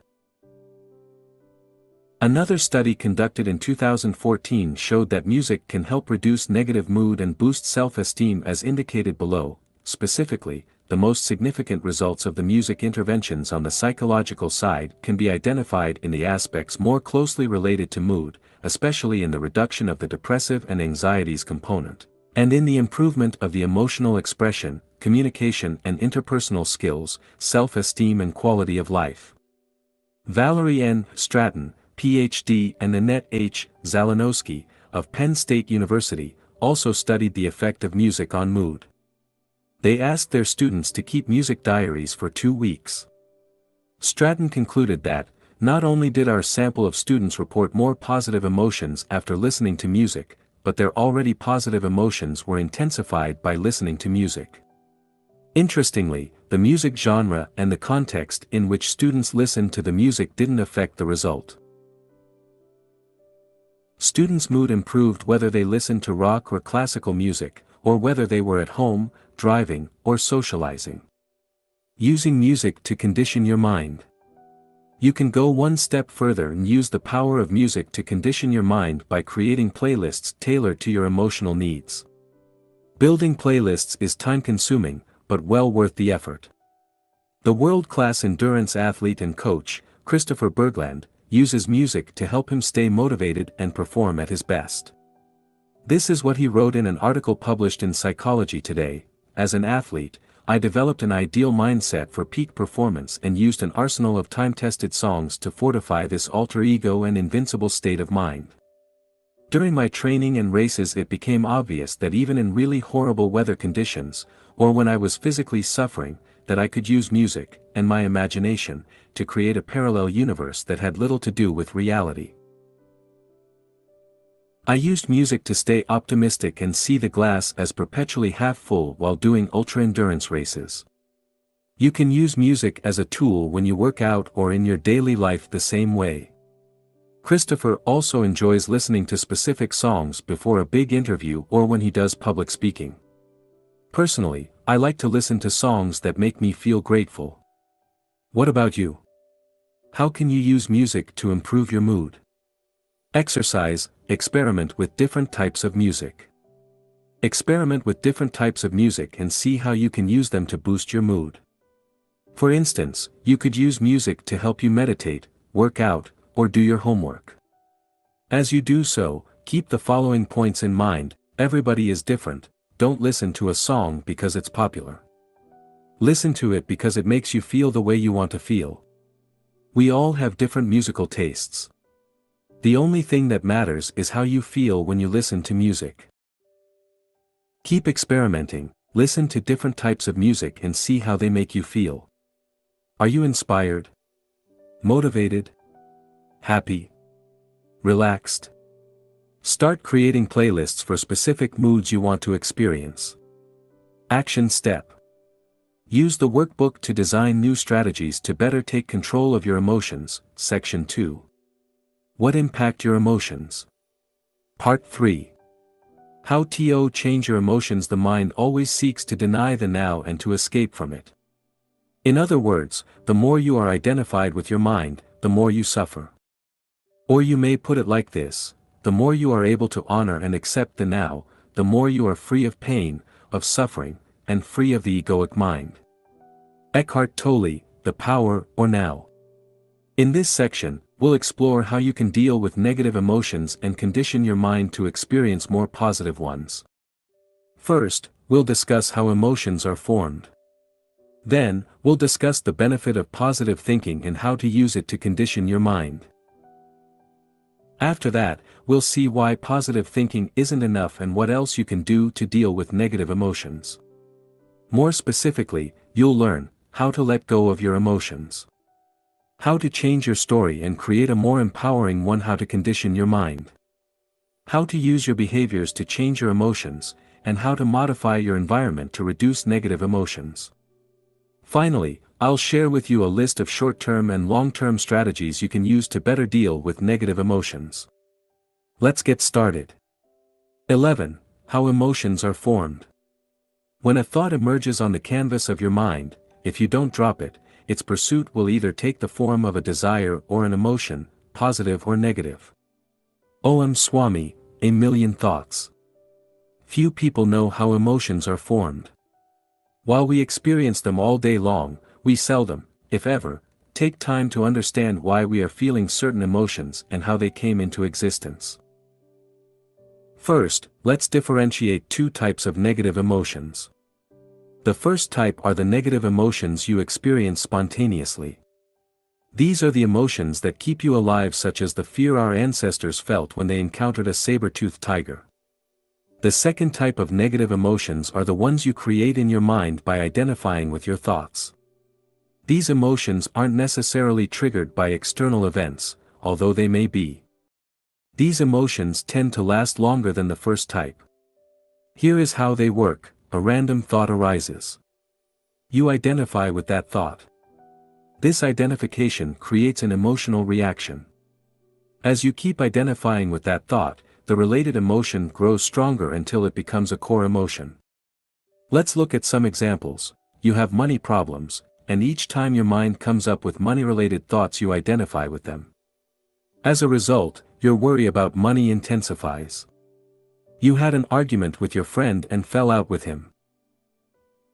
You can't stop replaying the scene in your mind. As a result, months have passed and you still haven't called to make up with your friend. You made a mistake at work and are ashamed of yourself. You keep revisiting the same thought over and over. As a result, your feelings of inadequacy grow stronger. Your tendency to identify with negative thoughts repeatedly is what allows them to grow stronger. The more you focus on your financial challenges, the easier it will be for related thoughts to arise in the future. The more you replay the argument with your friend in your head, the stronger the feelings of resentment will grow. Similarly, as you keep thinking of the mistake you made at work, you invite feelings of shame and intensify the situation. The point is, when you give thoughts room to exist, they spread and become major points of focus. This simple process of identification allows seemingly inoffensive thoughts to take control of your mind. This identification with your thoughts, and more importantly, how you choose to interpret them, creates suffering in your life. Now, let's see in more detail how your emotions are formed. This will help you better deal with negative emotions while allowing positive emotions to grow. Here is a formula to explain how emotions form. Interpretation plus identification plus repetition equals strong emotion. Interpretation is when you interpret an event or a thought based on your personal story. Identification is when you identify with a specific thought as it arises. Repetition is having the same thoughts over and over. Strong emotion is when you experience an emotion so many times it has become part of your identity. You then experience that emotion whenever a related thought or event triggers it. Altogether, interpretation, identification and repetition give room for emotions to grow. Conversely, whenever you remove one of these elements from the equation, these emotions start losing their power over you. To sum up, for an emotion to grow in intensity and duration, you must first interpret an event or a thought, then, you must identify with that thought as it arises, finally, you must repeat the same thoughts again and again, and identify with it. Now, let's discuss in more depth each component of the formula. 1. Interpretation. Interpretation plus identification plus repetition equals strong emotion. Negative emotions always result from your interpretation of events. That's why two different people might react to the same event in different ways. One might be devastated, while the other might be unaffected. For instance, for a farmer rain could be a blessing, but for someone going on a picnic it would be seen as a curse. That's because of the meaning they give to the event. In short, for negative emotions to arise, you must add your interpretation to a specific event. The event in itself cannot trigger negative emotions without your consent. So, why do you keep experiencing negative emotions? I believe it's because reality fails to meet your expectations. You want reality to be one way, but it turns out to be another. You go on a picnic and want the weather to be good, but it rains. You want a promotion at work, but you don't get it. You want to make money with your side business, but it's not working. Your interpretation of reality creates suffering in your life. Reality in itself can never be upsetting. This is worth repeating. We'll discuss in depth how you can change your interpretation in the next section entitled, Changing Your Story. 2. Identification. Interpretation plus identification plus repetition equals strong emotion. Now, let's focus on the second part of the formula, identification. For an emotion to survive long-term, there must be a process of identification. Emotions cannot persist unless you give them your attention. The more you focus on your emotions, and identify with them, the more powerful they become. People often feel the urge to identify with their emotions and find themselves unable to disengage from them. They fail to realize one of the most important truths in this world: you are not your emotions. Your emotions will come and they will go. So, when you catch yourself saying, "I'm sad," remember you are incorrect. Nobody has ever been sad, because your emotions are not who you are. They can appear to be you, but they will soon disappear, like clouds in the sky. Think of yourself as the sun, and the sun is always there whether or not you perceive it, whether or not it's hidden by the cloud. You are not your emotions.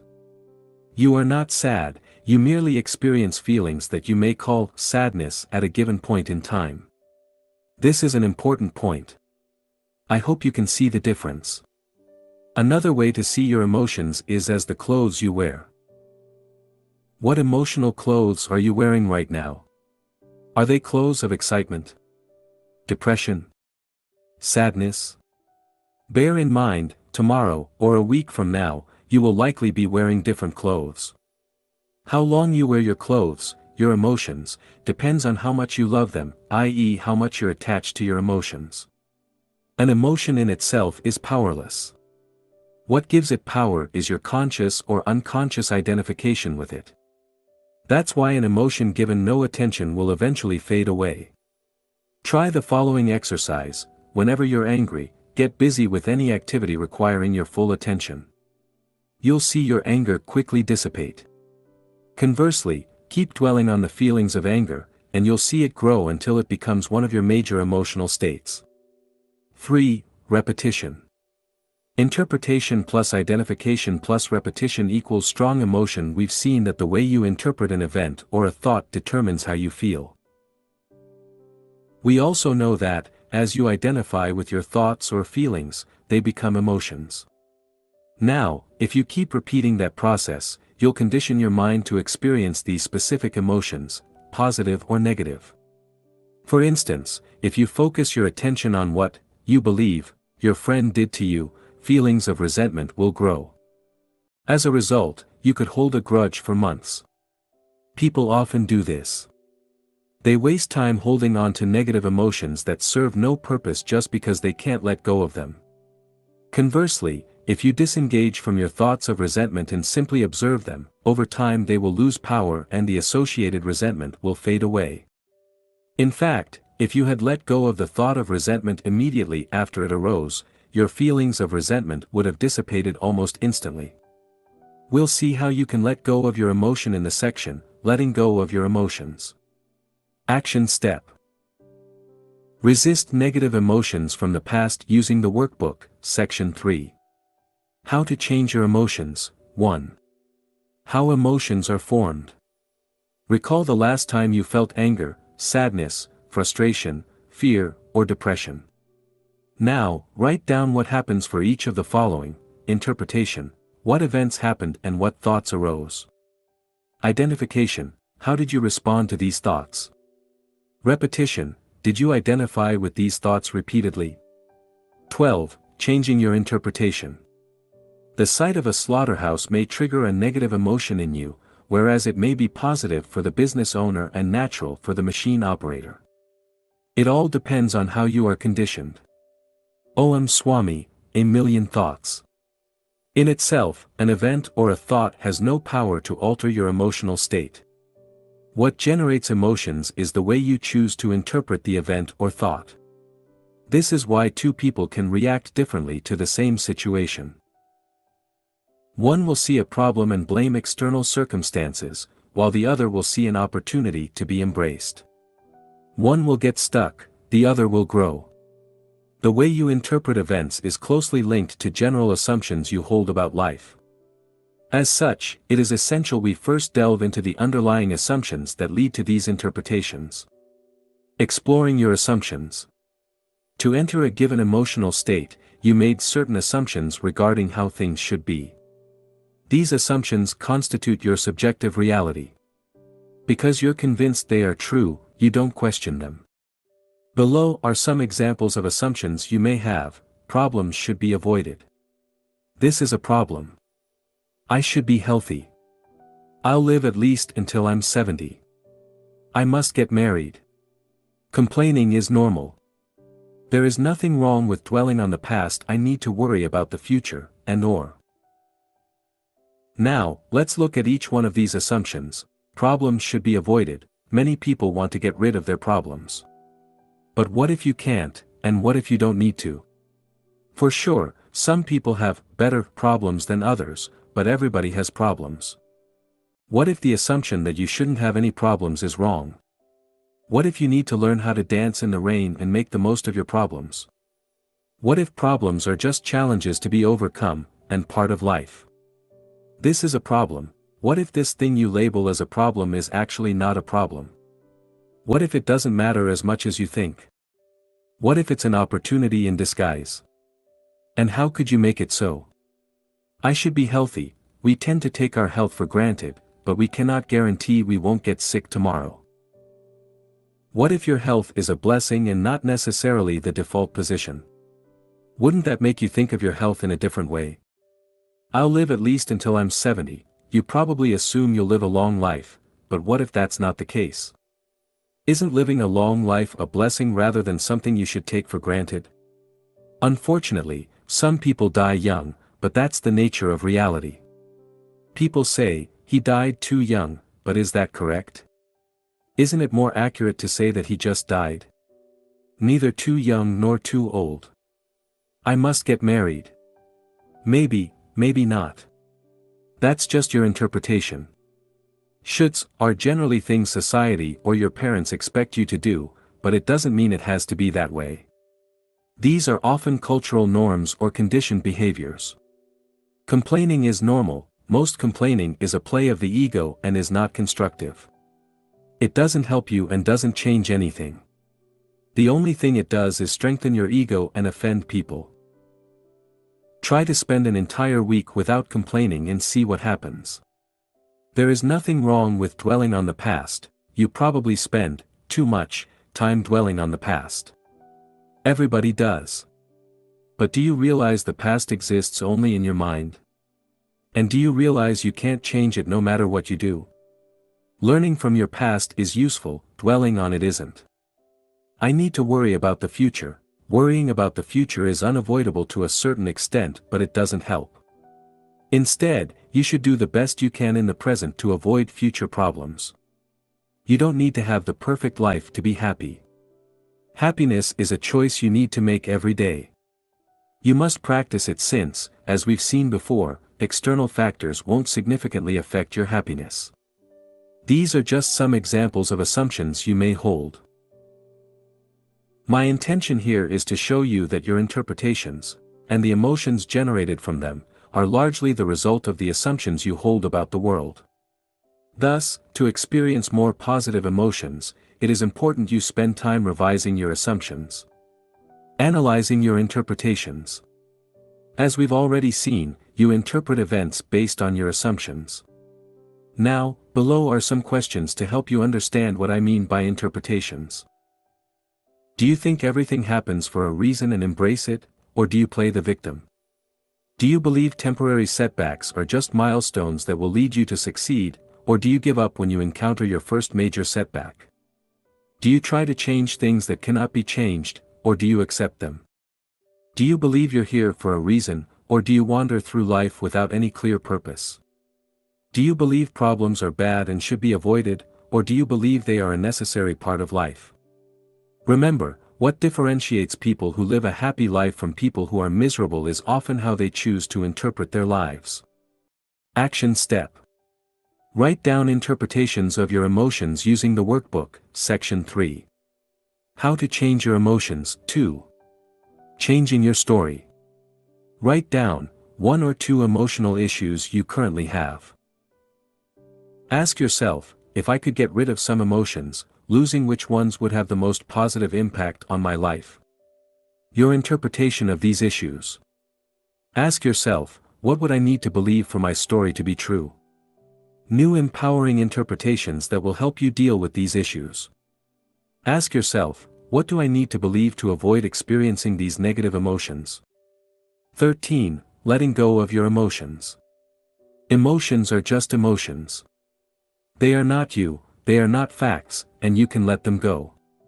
Hale Dworkin, the Sedona Method. As we've seen, interpretation, identification and repetition can lead to the creation of strong emotions. In this section, we'll see what you can do to start letting go of emotions that aren't helping you achieve the life you want. Emotions are energy in motion, but what happens when you prevent the energy from moving? It accumulates. When you repress your emotions, you interrupt the natural flow of energy. Sadly, nobody taught you how to deal with your emotions, or even that both positive and negative emotions are a natural phenomenon. Instead, they told you that your negative emotions should be repressed because they are bad. As a result, you may have been repressing your emotions for years.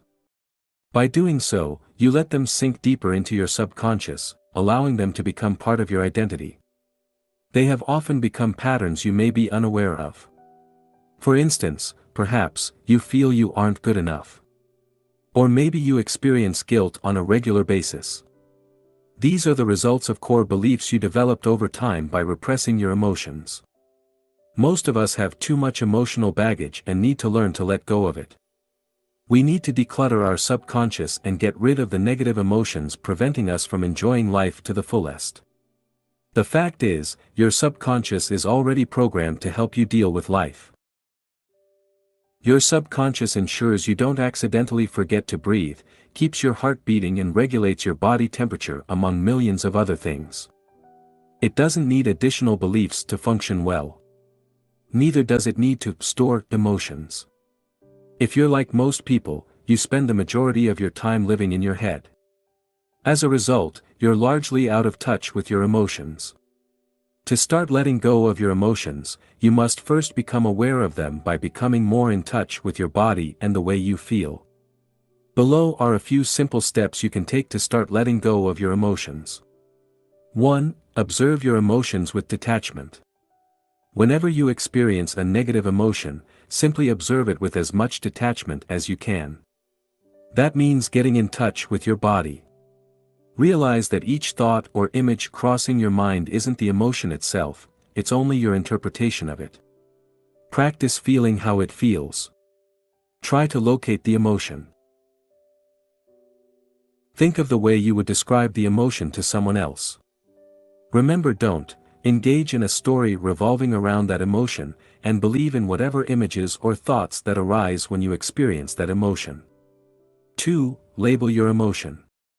Remember, emotions are merely temporary experiences, or if you prefer, clothes you wear for a while. They aren't you.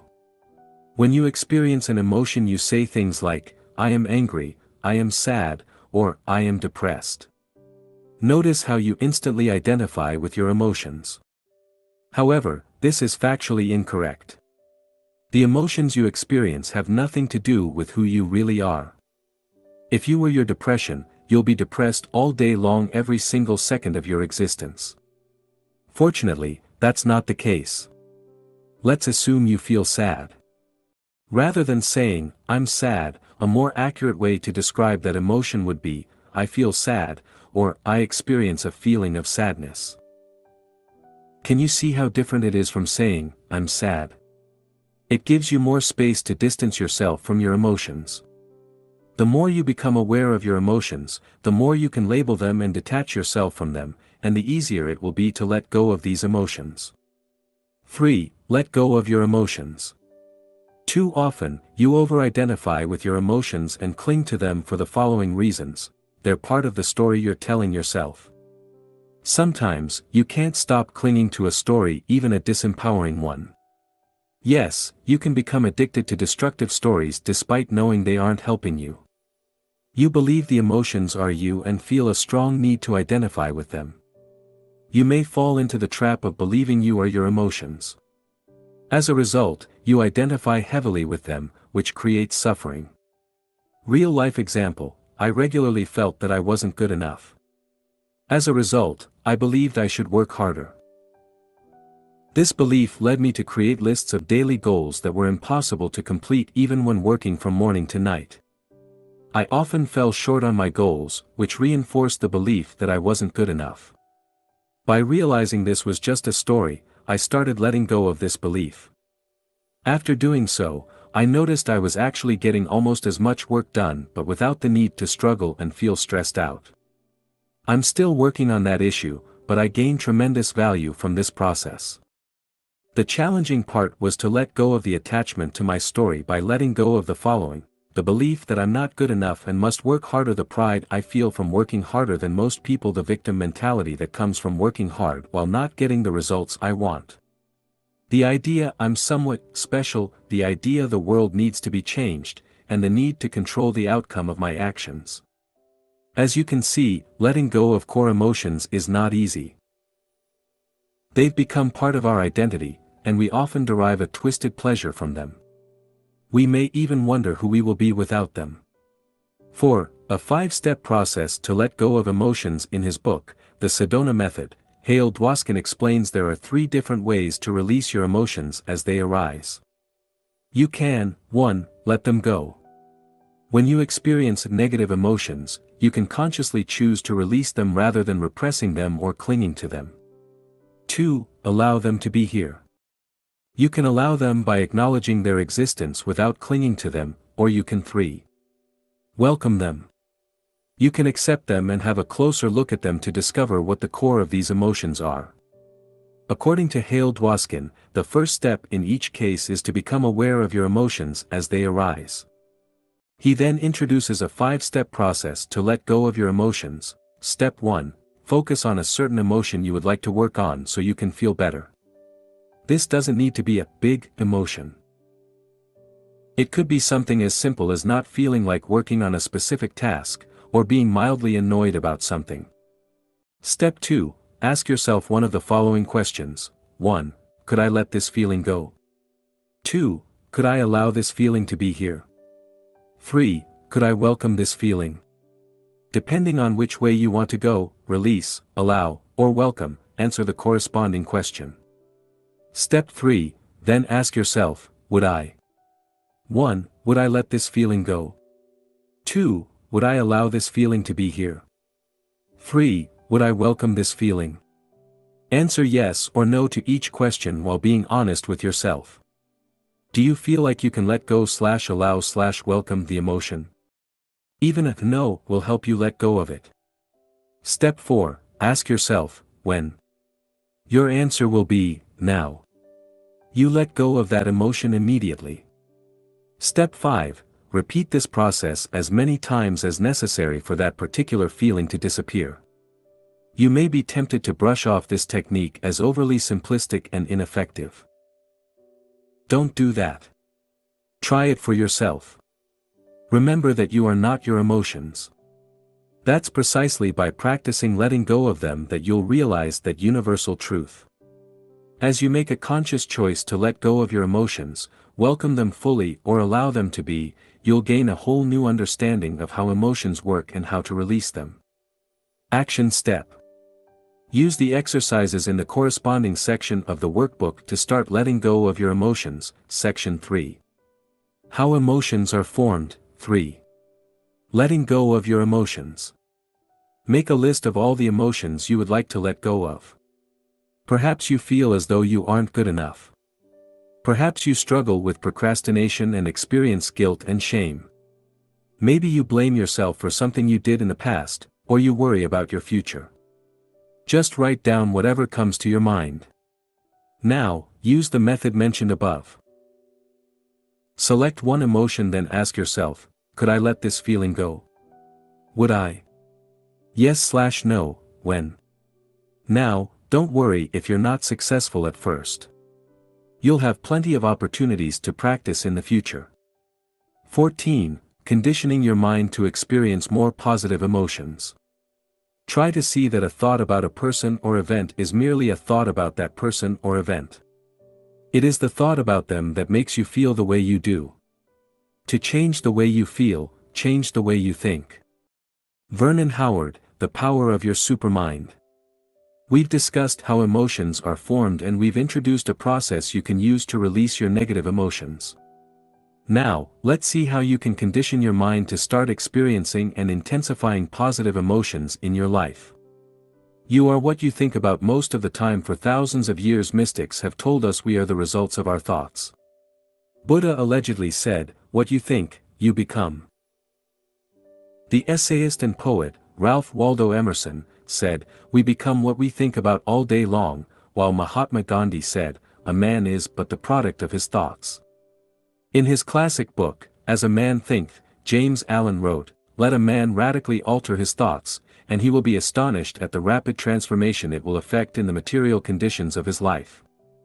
Men imagine that thought can be kept secret, but it cannot. It rapidly crystallizes into habit, and habit solidifies into circumstance.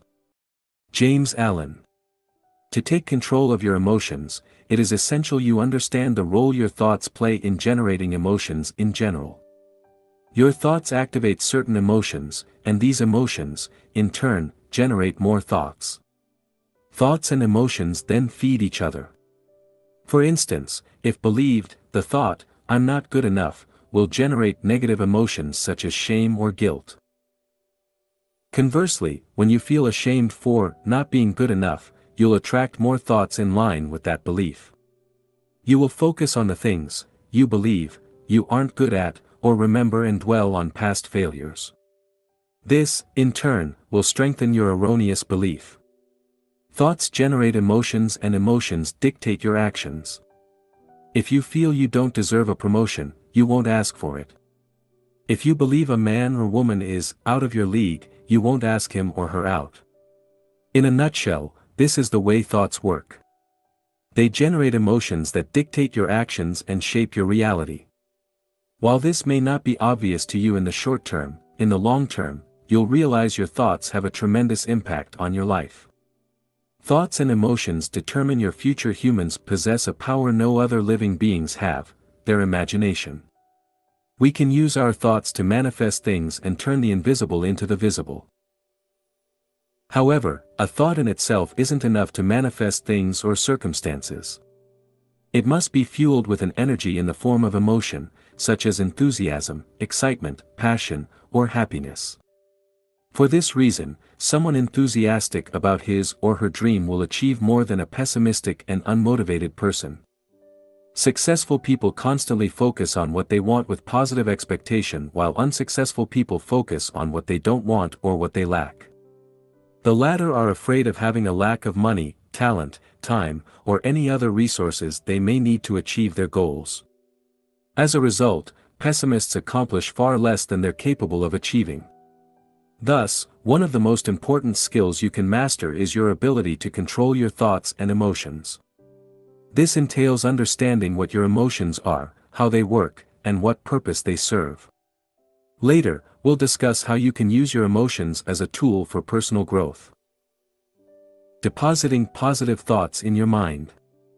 Confident people deposit positive thoughts in their mind each day. They celebrate their small wins and treat themselves with compassion and respect. Naturally, they expect good things to happen. On the other hand, people with low self-esteem bombard their mind with disempowering thoughts. They discard their accomplishments as no big deal and fail to recognize their strengths and the positive intent behind their actions. No wonder they feel unworthy. For more information, read section, Not Being Good Enough.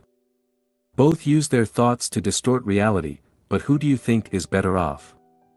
The person who deposits positive thoughts in their mind, or the person who dwells on negative thoughts? Does it mean positive thinking is going to solve all your problems and eliminate your negative emotions once and for all? Of course, not. Thought manipulation is simply one of the tools you can use to master your emotions. The limit of positive thinking. Repeating to yourself, I'm happy, I'm happy, I'm happy, all day long won't turn you into a living Buddha. You may benefit from it, but you'll still experience negative emotions. Unless you know how to deal with negative emotions when they appear, you'll fall prey to your own disempowering story. This story could be why you're such a loser.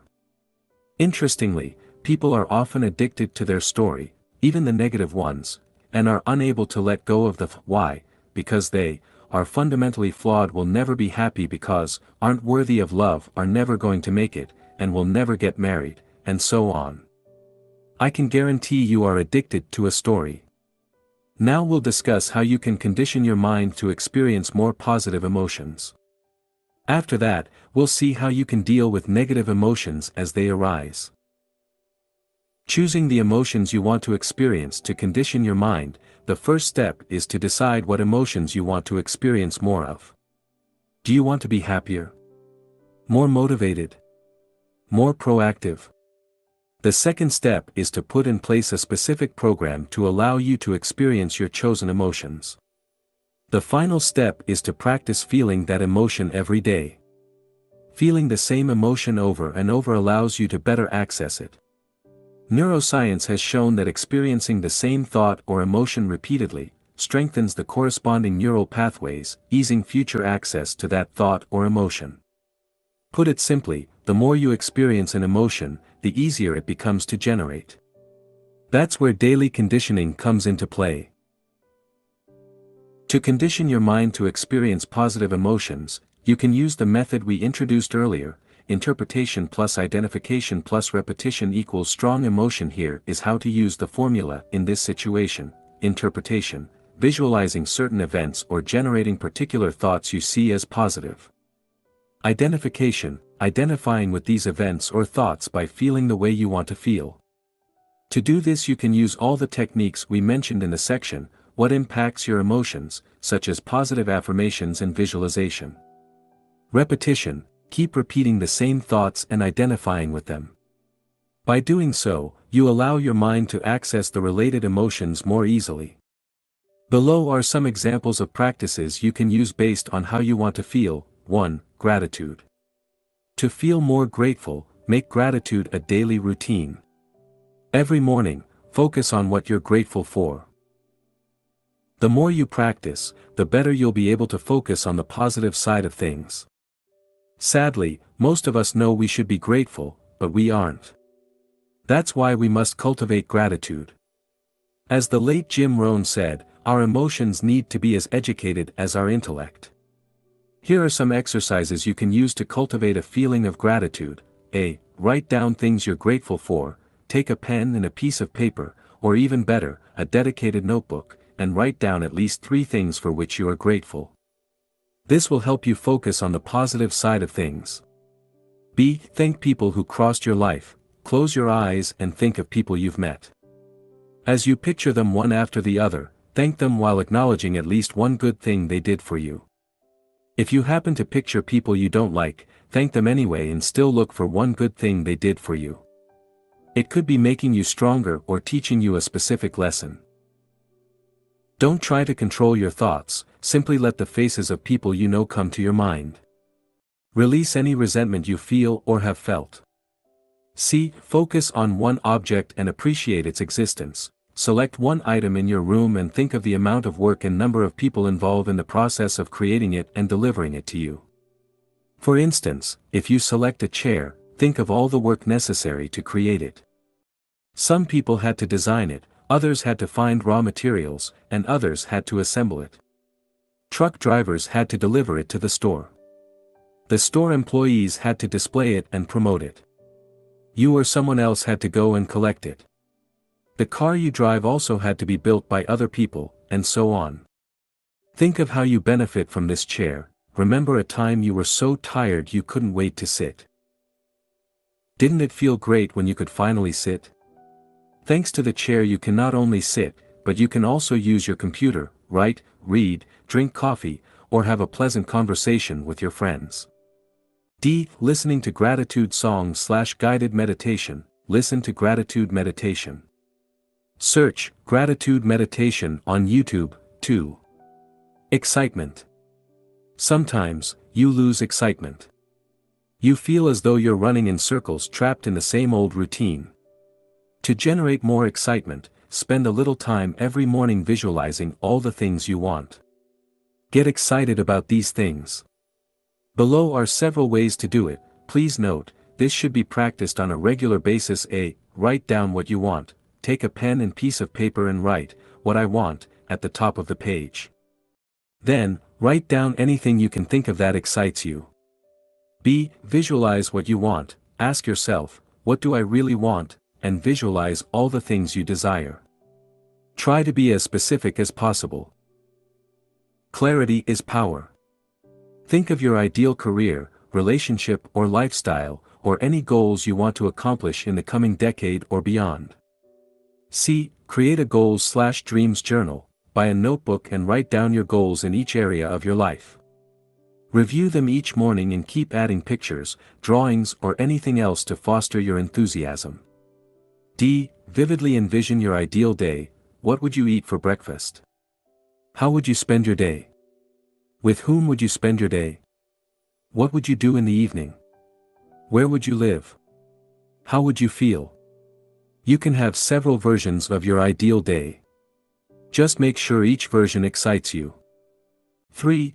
Confidence/certainty. If you want to have more confidence in your ability to achieve your goals, visualize yourself as having already accomplished them, and feel good about it. Practice developing a sense of certainty. Commit to your vision in your mind. Each time you visualize your goal, give the energy of commitment to it. Know it's going to happen. 4. Self-esteem. To boost your self-esteem, keep track of your daily accomplishments.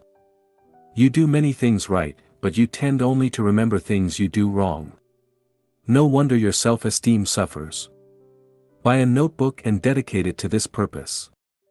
Record your accomplishments every day. Some examples of accomplishments would be: I woke on time. I ate some fruit. I cleaned my desk. I completed project A. I exercised. I completed my morning ritual, and/or I read. As you can see, you don't have to write down anything big. In fact, by writing down small accomplishments, you condition your mind to look for more wins, which, over time, enhances your self-esteem.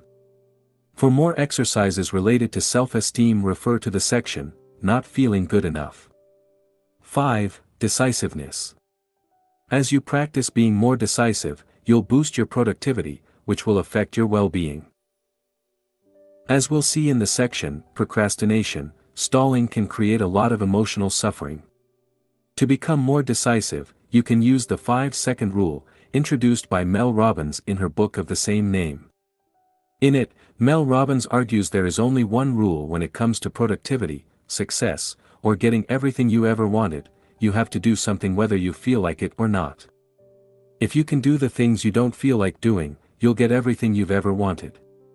Her 5-second rule states you have 5 seconds from the moment you have an idea to the moment you take action. If you fail to act within these 5 seconds, your mind will talk you out of it. The nature of the mind is to prevent us from doing anything scary or tiring. For instance, you have 5 seconds to introduce yourself to someone you want to talk to at an event, send that important email, or ask a question during a meeting. Exercise. Strengthen your decisiveness. To practice the 5-second rule, you can start with small things. Make a list of things you procrastinate over. Perhaps you put off washing the dishes, or cleaning your home. Maybe, you delay calling someone or sending some emails. Write it down. Now, select a couple of things on which you'll use the 5-second rule. Commit to using the rule for at least a week. When you think of washing the dishes, calling someone, or anything, count down from 5 to 0, and take action before you reach 0. Common mistakes to avoid when conditioning your mind. As you condition your mind to experience more positive emotions, avoid making the following mistakes: trying to implement too many changes at once. Stick to 1 or 2 exercises for a month or so before trying any other exercises.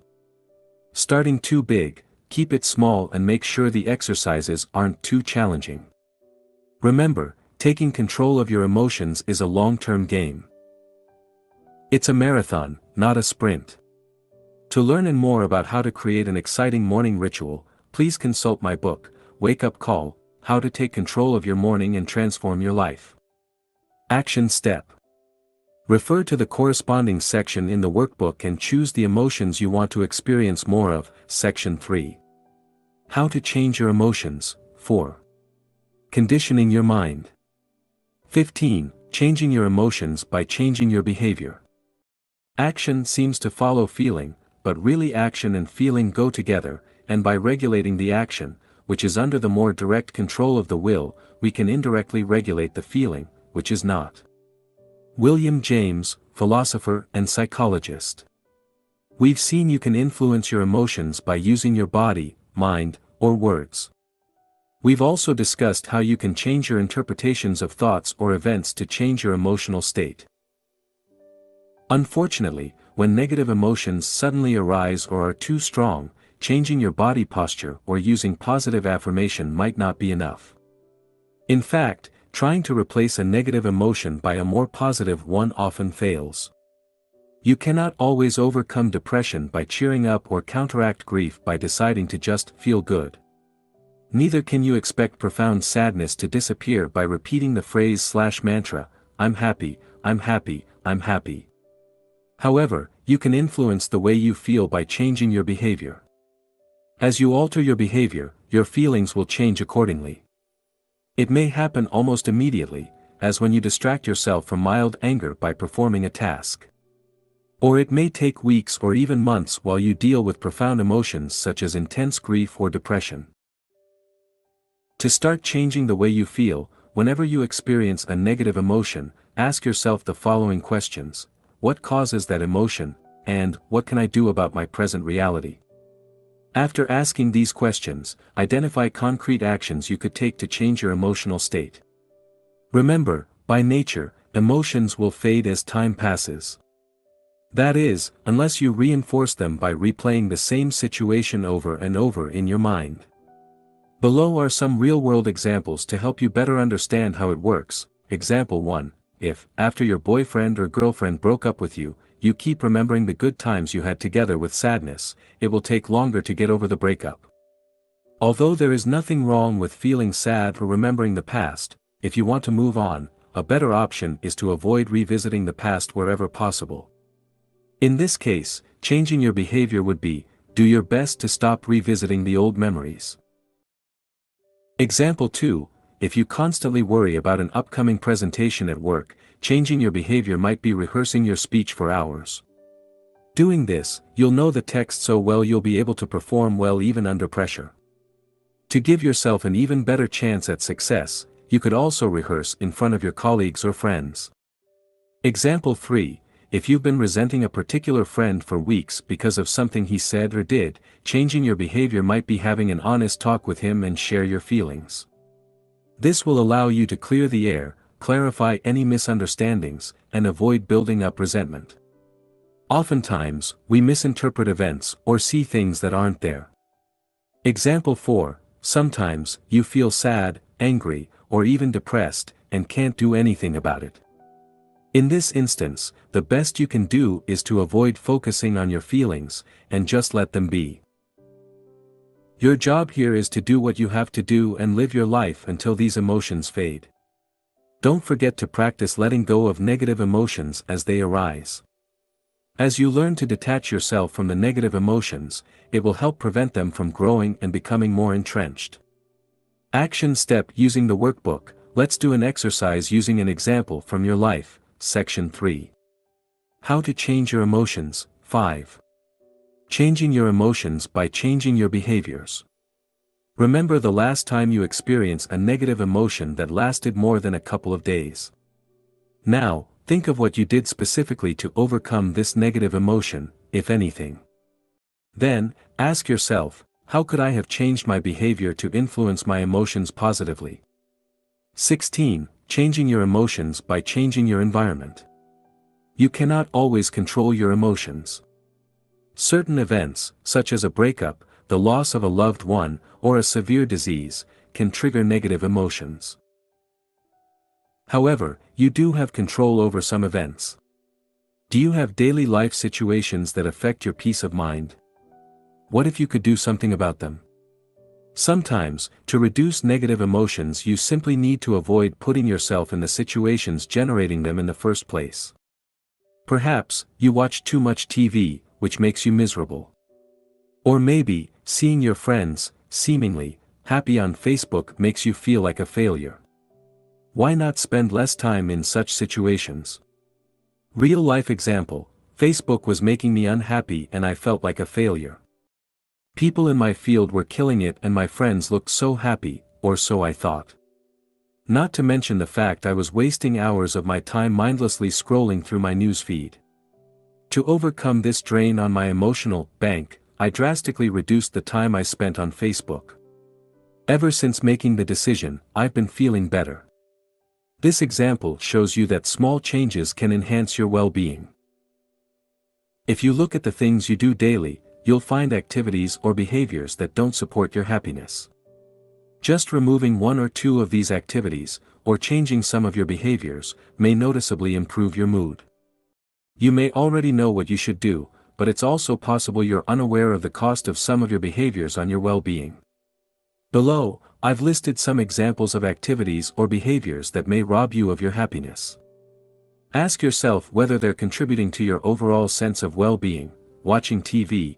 Although watching TV can be fun, it's also a passive activity which may not contribute much to your happiness. Spending time on social media. Social media is convenient and it allows you to keep in touch with your friends, but it can also be addictive. Facebook or Twitter can turn you into an addict craving the approval of others. Hanging out with negative people. People you hang out with have a tremendous influence on your emotional state. Positive people will lift you up and help you achieve your wildest dreams. Negative people will suck up your energy, demotivate you and destroy your potential. As Jim Rohn said, you are the average of the 5 people you spend the most time with. Make sure you surround yourself with the right people. Complaining and focusing on the negative. Do you constantly see the negative side of things? Do you dwell on the past? If so, how does this affect your level of happiness? Not finishing what you start, leaving tasks and projects unfinished in your personal and professional life can have a detrimental effect on your mood. Unfinished business clutters your mind. Feeling overwhelmed or demotivated is a sign you may have too many open loops in your life. Examples of open loops are unfinished projects you've been procrastinating over, or avoiding people you need to talk to. These are just a few examples. What about you? What activities or behaviors rob you of your happiness? Action step. Design a more empowering environment by completing the corresponding exercises in the workbook, Section 3. How to change your emotions, changing your environment. Use the free workbook or take a pen and paper, and write down any activities you believe may negatively impact on your emotions. Then, for each activity, write down the consequence, e.g. they make you feel guilty, they demotivate you, they erode your self-esteem, etc. 17. Short-term and long-term solutions to deal with negative emotions. No other life form on the planet knows negativity, only humans, just as no other life form violates and poisons the earth that sustains it. Have you ever seen an unhappy flower or a stressed oak tree? Have you come across a depressed dolphin, a frog that has a problem with self-esteem, a cat that cannot relax, or a bird that carries hatred and resentment? The only animals that may occasionally experience something akin to negativity or show signs of neurotic behavior are those that live in close contact with humans and so link into the human mind and its insanity. Eckhart Tolle, The Power of Now. In this section, I will provide you with a list of exercises or techniques you can use to better deal with negative emotions. No matter how much control you have over your mind, you'll still experience a whole bunch of negative emotions in the future, from mild frustration to depression. You'd better be prepared.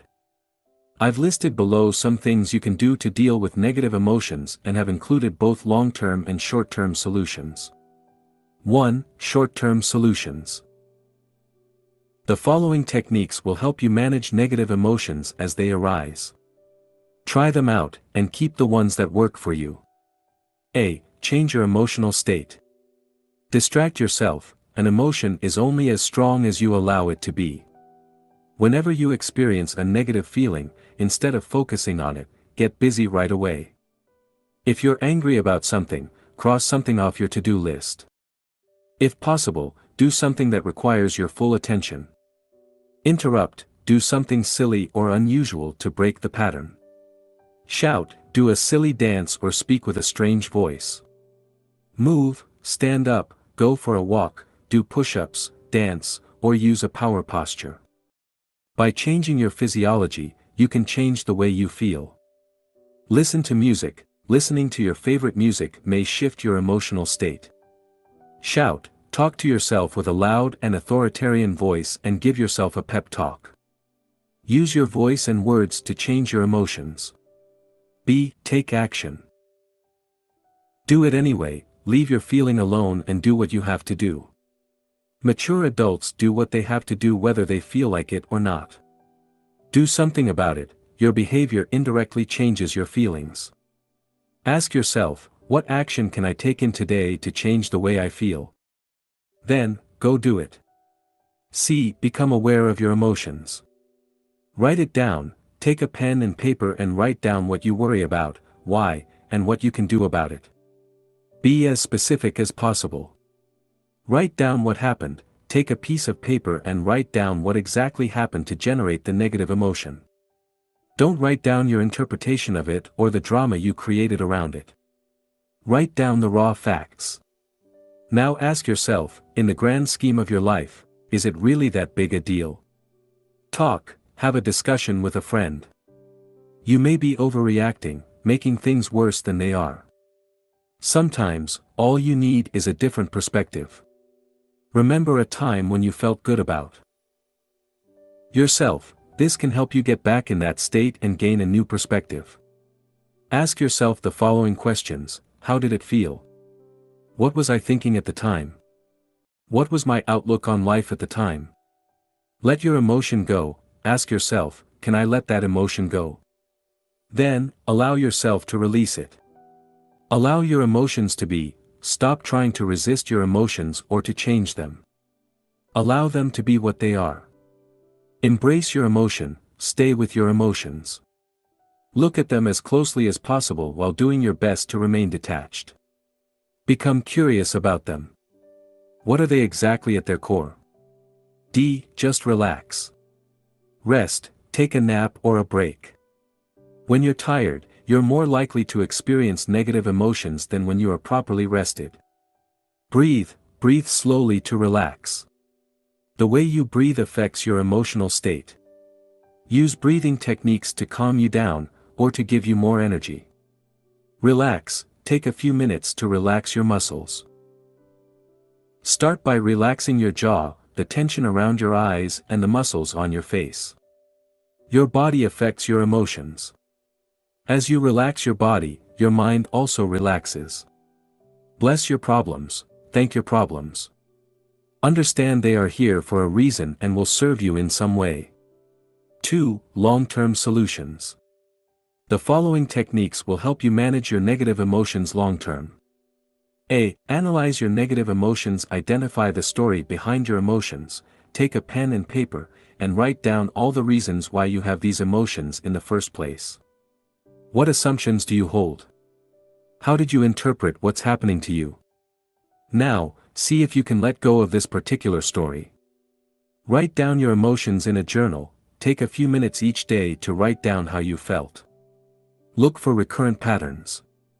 Then, use affirmations, visualization, or a relevant exercise to help you overcome these emotions. Practice mindfulness. Observe your emotions throughout the day. Meditation will help you do this. Another way is simply to engage in an activity while being fully present. As you're doing this, observe what's going on in your mind. B. Move away from negativity. Change environment. If you're surrounded by negativity, change your environment. Move to a different place, or reduce the time you spend with negative friends. Remove counterproductive activities. Remove or reduce the time you spend on any activity not having a positive impact on your life. This could be reducing the time you spend watching TV or surfing the internet. C. Condition your mind. Create daily rituals. This will help you to experience more positive emotions. Meditate, exercise, repeat affirmations, create a gratitude journal, and so on. The best time to deposit positive thoughts in your mind is right before going to sleep and first thing in the morning. Exercise regularly. Exercise improves your mood and is good for your emotional and physical health. D. Increase your energy. The less energy you have, the more likely you are to experience negative emotions. Improve your sleep. Make sure you get enough sleep. If possible, go to bed and wake up at the same time every day. Eat healthier food. As the saying goes, you are what you eat.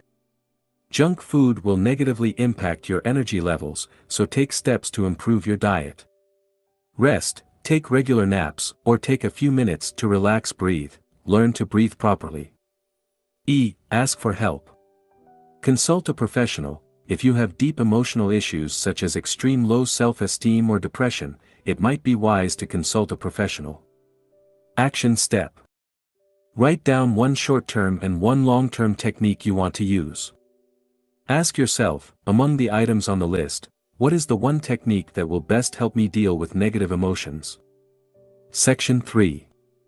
How to change your emotions, short-term solutions/long-term solutions. Part 4.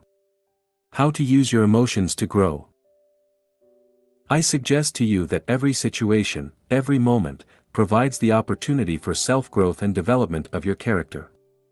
Reality keeps bringing us circumstances. Sometimes I picture them as waves breaking on the shore, and we have the chance to keep merging with that reality to fit ourselves to it, to dive into those waves. David K. Reynolds, author of Constructive Living.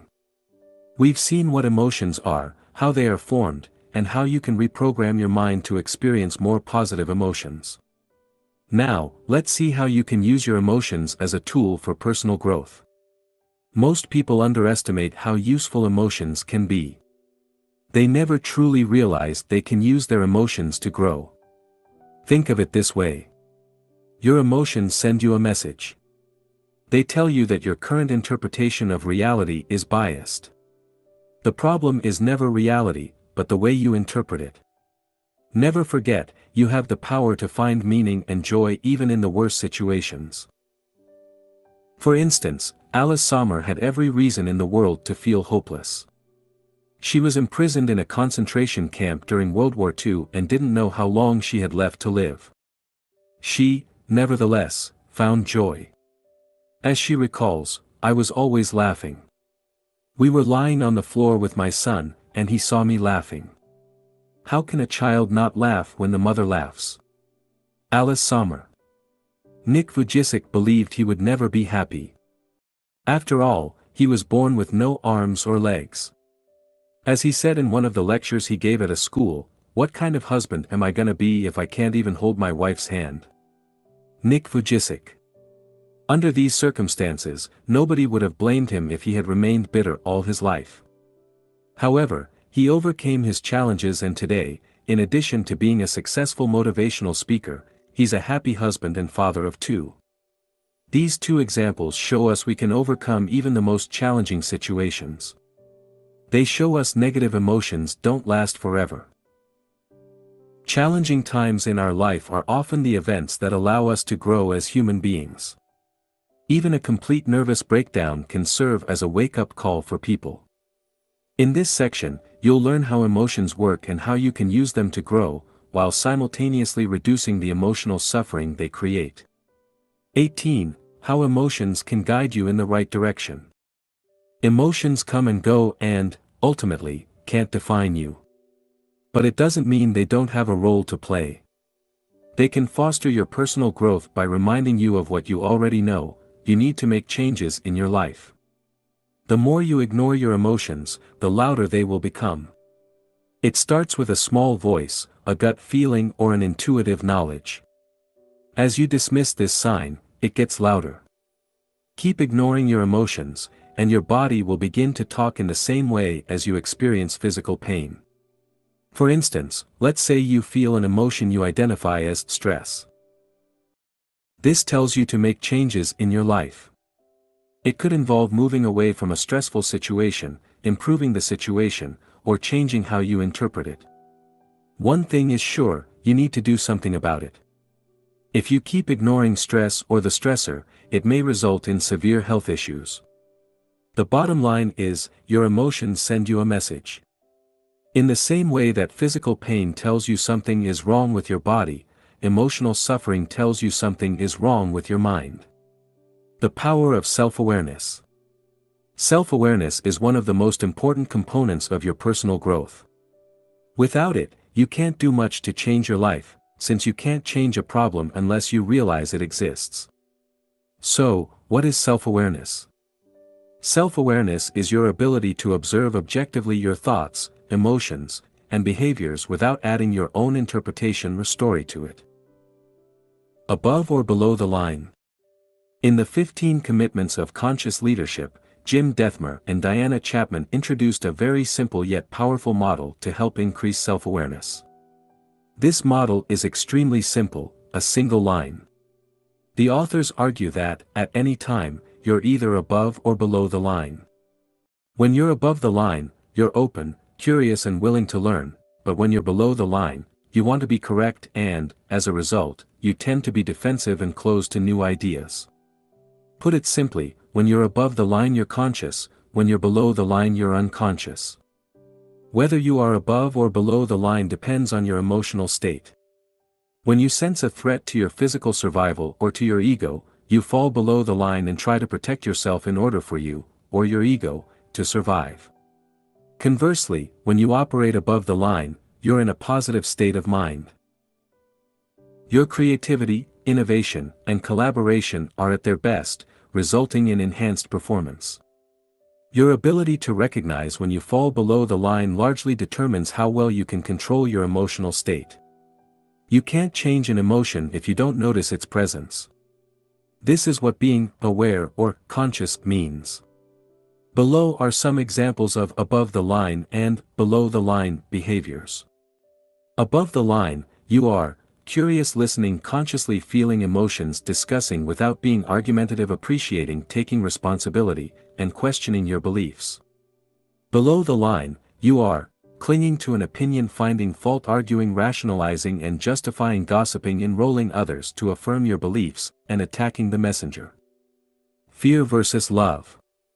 Another simple model you can use is the fear versus love model. Throughout your day, you either act out of fear or out of love. You act out of fear and your focus is on getting something, be it other people's approval or attention, money or power. On the other hand, when you act out of love, your main focus is on giving, be it your time, money, love, or attention.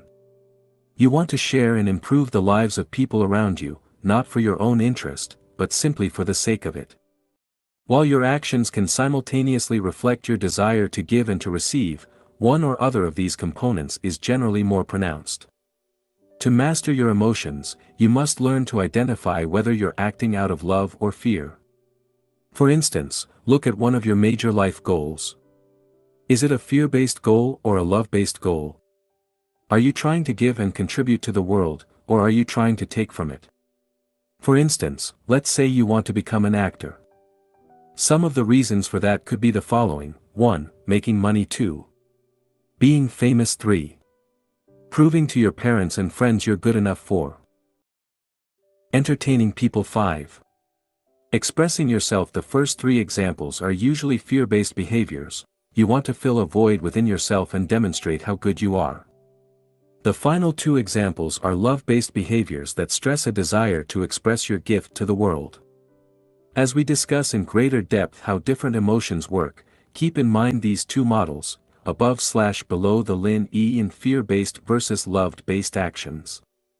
Note that throughout your day you often alternate between love-based behaviors and fear-based behaviors. For instance, you may be absorbed by a task that helps people and make you feel complete. In this moment, you don't need anything. 5 minutes later you may imagine how proud your father will be once you finally earn a promotion. In this moment, you're no longer feeling complete. Instead, you are trying to get something, in this situation, your father's approval. Start noticing the underlying motivations behind your actions. As you do so, you'll begin to realize you spend a considerable amount of time trying to earn other people's approval, whether they be your colleague, your boss, your parents, or your partner. Notice this, and ask yourself what you can do to move from wanting to get to wanting to give. Now, with these two models in mind, let's see how you can bring more awareness to the emotions you experience in your day-to-day life. 19. Recording your emotions. The first step to improve the way you feel is to become more aware of the emotions you experience on a regular basis. Before you can generate more positive emotions, you must first determine your starting point. To shed a light on the emotions you're experiencing in your daily life, I invite you to record your emotions for an entire week. Use a notebook or the downloadable worksheet to do so. Spend a couple of minutes each day to record how you feel and rate yourself on a scale of 1 to 10, 1 being the worst you can feel, and 10 being the best you can feel. At the end of the week, give yourself an overall score and answer the following questions. What negative emotions did you experience? What caused these emotions? What are the hard facts? Did you have specific thoughts that lead you to feel that way? Did external events trigger these negative emotions? Did you lack sleep? Did you become ill? Were you in an accident? What really happened? Not in your mind, but in the physical world. What was your interpretation of the facts? What would you need to believe to feel that way? Are your beliefs accurate? Could you have felt better by interpreting thoughts or events differently? How did you return to your neutral state? What happened exactly? Did you change your thoughts? Did you take action on things you were avoiding doing? Did it just happen naturally? What could you have done to avoid or reduce these negative emotions? Concrete example. Let's say you record your emotions for a week and notice that you were mildly depressed for a couple of days. Here is what it could look like. What caused this emotion? I was asked to do a task at work and felt unable or incompetent to complete it. What really happened? I was asked to complete a task and I did it. What was your interpretation of the facts? I felt like I was incompetent and everybody in the office but me could do the task. I felt as though I should have been able to do the task well. I felt as though everybody was judging me. What would you need to believe to feel that way? I would need to believe, I am incompetent. Being incompetent is unacceptable. I should have been able to do that task. Everyone is judging me. Are your beliefs true? Are you really incompetent? Maybe I'm biased and I judged myself too harshly. Is being incompetent unacceptable? No. The fact is, I cannot always be competent at everything. Should you be able to do that task? I haven't much experience performing similar tasks and there was no way I could do it without asking for help. Is it true that everyone judging you? Some people may judge me, but that's probably not true of everyone. It's also possible nobody really cares. After all, they have their own issues to deal with. And what if nobody noticed? Or perhaps, I did okay and the negativity is all in my mind. How did you return to your neutral state? I realized it was actually no big deal. I asked a colleague whether I did the task correctly. He helped me and gave me some advice. He also recommended some good books to help improve my skills. What could you have done differently to avoid or reduce this negative emotion? I could have asked someone to help me instead of trying to do everything on my own. As you go through this process, you'll notice what causes you to experience negative emotions. You'll be able to identify self-defeating behaviors and overcome them using daily conditioning and affirmation. Additional tip: remember to write down how you feel each day using a dedicated journal. This will help you detach yourself from your emotions as you realize ups and downs are a normal part of living. Action step: record your emotions using the workbook, section 4. How to use your emotions to grow. Record your emotions. 20. Not being good enough. When I won the Oscar, I thought it was a fluke. I thought everybody would find out, and they'd take it back. They'd come to my house, knocking on the door. Excuse me, we meant to give that to someone else. That was going to Meryl Streep. Jodie Foster. You think, why would anyone want to see me again in a movie? And I don't know how to act anyway, so why am I doing this? Meryl Streep, do you feel as though you aren't good enough? Guess what? You're not the only one. The other day I wrote the following to a fellow blogger: there are a lot of topics I could write about, but there are already so many books out there. Sometimes, I'm like, what's the point? He replied, I know the feeling of, what's the point? Everything worth saying has already been said. And who am I to write about it anyway? What have I achieved so far? Ah, well. I guess it's natural. Good to know that we're not the only ones struggling. Whether or not you're aware of it, millions of people feel the same way. The feeling of not being good enough alone must have killed more dreams than anything else. And who has never felt that way? Here is a non-exhaustive list of how I felt in my life. I'm not a good enough writer. I'm not charismatic enough, I'm not competent enough, I'm not confident enough, I'm not courageous enough, I'm not disciplined enough, I'm not good enough at public speaking, I'm not handsome enough, I'm not inspiring enough, I'm not interesting enough, I'm not making enough money, I'm not muscular enough, I'm not patient enough, I'm not perseverant enough, I'm not proactive enough, I'm not productive enough, I'm not smart enough, I'm not taking enough action, I'm not tough enough, I'm not working hard enough, my English isn't good enough, my Japanese isn't good enough, and my memory isn't good enough. And I could go on. People who feel they aren't good enough tend to have low self-esteem. They focus on what they aren't good at while filtering out all the things they are good at. Try complimenting them and all you'll hear is, "It's no big deal." Worse, they may even think you're being polite, or trying to manipulate them. These people have a hard time accepting compliments. Instead of a simple thank you, they return the compliment, or downplay their role. Perhaps, you're acting the same way. See if you do one of the following things when receiving a compliment. 1. Dismiss the whole thing as being no big deal, anybody could have done it. 2. Talk about all the things you did wrong while explaining what you could have done better. 3. Try to return the compliment, "Thank you.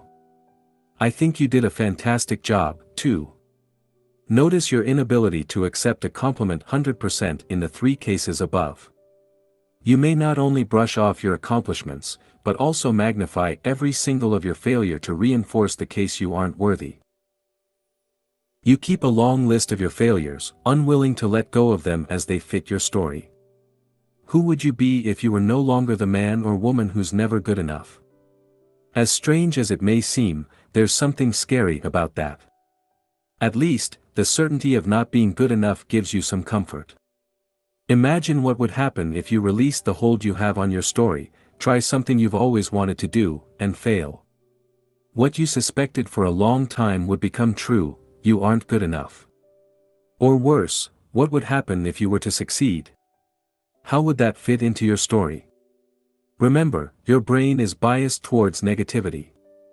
Adding your own bias will certainly not help you feel good about yourself. The fact is, you do most things well. Although a lack of experience, interest, or talent may explain why you aren't doing as well as you would like to in certain areas, it has nothing to do with you not being good enough. How to use the feeling of not being good enough to grow. Not feeling good enough is a sign of low self-esteem. Many people experience low self-esteem in various degrees. I certainly do. For some, every single thing they do is insufficient. For others, they feel inadequate only in certain situations or areas of their life. Wherever you are on the self-esteem spectrum, you can probably benefit from a boost in your self-esteem. Identifying what triggers your feelings of inadequacy. The first step is to find out what triggers these feelings. What thoughts are you identifying with? Which areas of your life are concerned? Take a few minutes to write down the following: the situations in which you feel like you aren't good enough, and the thoughts you identify with, your story. Keeping track of your accomplishments. The second step is to keep track of your accomplishments. Not feeling good enough often results from the biased view you hold about yourself. You focus on your shortcomings, failing to acknowledge your successes. People with healthy self-esteem tend to look at themselves in a more objective way, acknowledging both their shortcomings and their strengths. To improve your self-esteem, start acknowledging all the things you're doing well. The following exercises will help you do that. Exercise 1: Create a win log. One of the best ways to acknowledge your accomplishments is to write them down. For this exercise, I encourage you to use your dedicated notebook. 1. First, write down everything you've accomplished in your life. Come up with a list of 50 things. If you run out of things, write smaller accomplishments. This will help you realize how much you've already accomplished. 2. At the end of each day, write down all the things you've accomplished that day. It can be simple things such as, I woke up on time, I exercised, and I ate a healthy breakfast. Try to come up with 5 to 10 things each day. Exercise 2. Fill up your self-esteem jar. An alternative is to write down each thing you've accomplished on separate pieces of paper and put them into a jar. Here are a few recommendations to ensure you make the most out of this exercise. Make sure your jar, or any other container you use, is in a visible location. The best location is probably on your desk, the second best location is your bedroom. Select a container you like. Choose a design you're fond of. It's all about your self-esteem, so anything that makes you feel good is advisable. Make sure it is transparent so that you can see it filling up. Give it a positive name, e.g. my self-esteem jar, declaration of love to myself, etc. Write your accomplishment on a paper you love. For instance, use different colors so that when the jar fills up, it creates something pleasant to the eye. One idea would be to use origami paper. Write with your favorite pen. The idea is to show more respect towards yourself by acknowledging your multiple accomplishments. Exercise 3. Create a positive journal. You can also create a journal to write down every compliment you received that day. Your colleague told you your shoes look nice, write it down. Your friend complimented your hair, write it down. Your boss told you how well you did at a task, write it down as well. Don't question the sincerity of these compliments. Always assume they are genuine. The idea is to train your mind to focus on the positive things that happen in your life. They are happening whether or not you acknowledge them. Here is how to make the most of that exercise. Buy a notebook you like. Personalize it, add stickers, draw something, add pictures, or use different colors. Don't want to do any of this stuff? That's fine as well. It's your journal. Keep it with you, carry it with you, and look for new compliments to add to your amazing collection, optional. Review it every day, go through old entries and mentally thank people who complimented you. You can say, thank you, I love you. Feel free to read the old entries in the morning, in the evening, or both, or whenever you feel like it. It's up to you. Again, this is your journal. These are just suggestions. Whatever works for you. Learning to accept compliments. Chances are you have difficulties accepting compliments. Do the following sentences look familiar? It's never a big deal. Everybody could have done it. It's because so and so helped you. I could have done it better. Here is a great reason why you should accept compliments. Because the person who made the compliment wants you to receive it, not to flush it down the toilets. Imagine you just gave a gift to someone. How would you feel if that person, after opening the box, dropped the gift to the floor, stepped on it and threw it away? You won't like it, would you? Sadly, that's what we often do when we receive a compliment. When we refuse to accept a compliment, we are disrespecting the person who went out of their way to deliver it. Wouldn't you want your compliment to be accepted wholeheartedly? Exercise 1. Accept compliments. This simple exercise will help you accept a compliment. Whenever someone compliments you, say the following, thank you. That's it.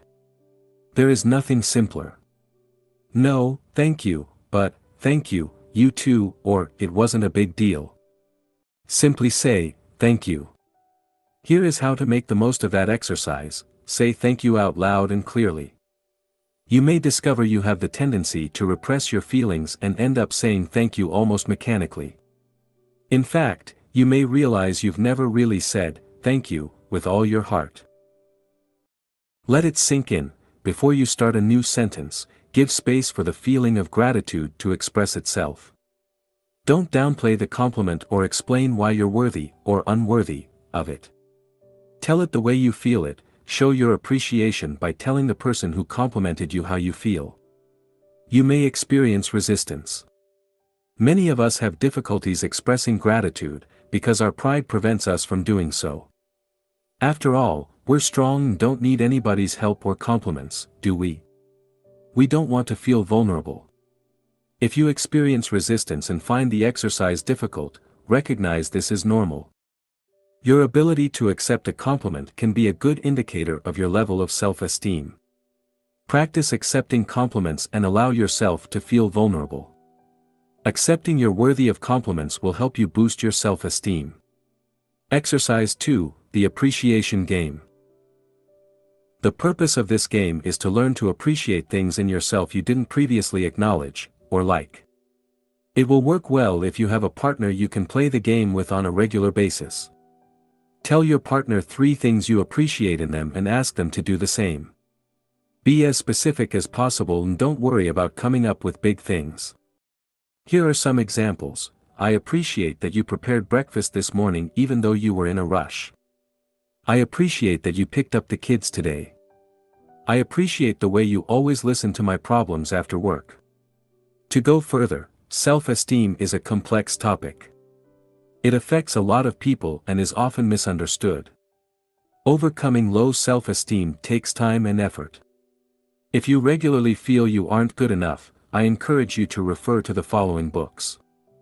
If, upon reading these books, you realize you have severe and chronic self-esteem issues, you may want to consult a specialist. The 6 Pillars of Self-Esteem, by Nathaniel Branden, Ph.D. Breaking the Chain of Low Self-Esteem, by Marilyn Sorensen, Ph.D. Low Self-Esteem, Misunderstood and Diagnosed, Why You May Not Find the Help You Need, by Marilyn Sorensen, Ph.D.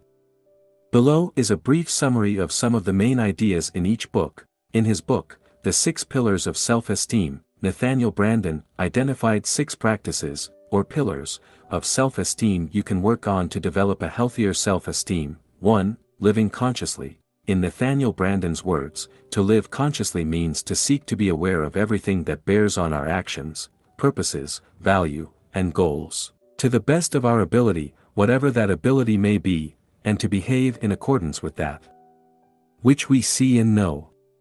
2. Self-acceptance, is choosing to value yourself, to treat yourself with respect and to stand up for your right to exist. Self-acceptance is the basis upon which self-esteem develops. 3. Self-responsibility, is realizing no one is coming to save you and you are responsible for your life. It is accepting that you are responsible for your choices and actions. You are responsible for how you use your time, and for your happiness. Because only you can change your life.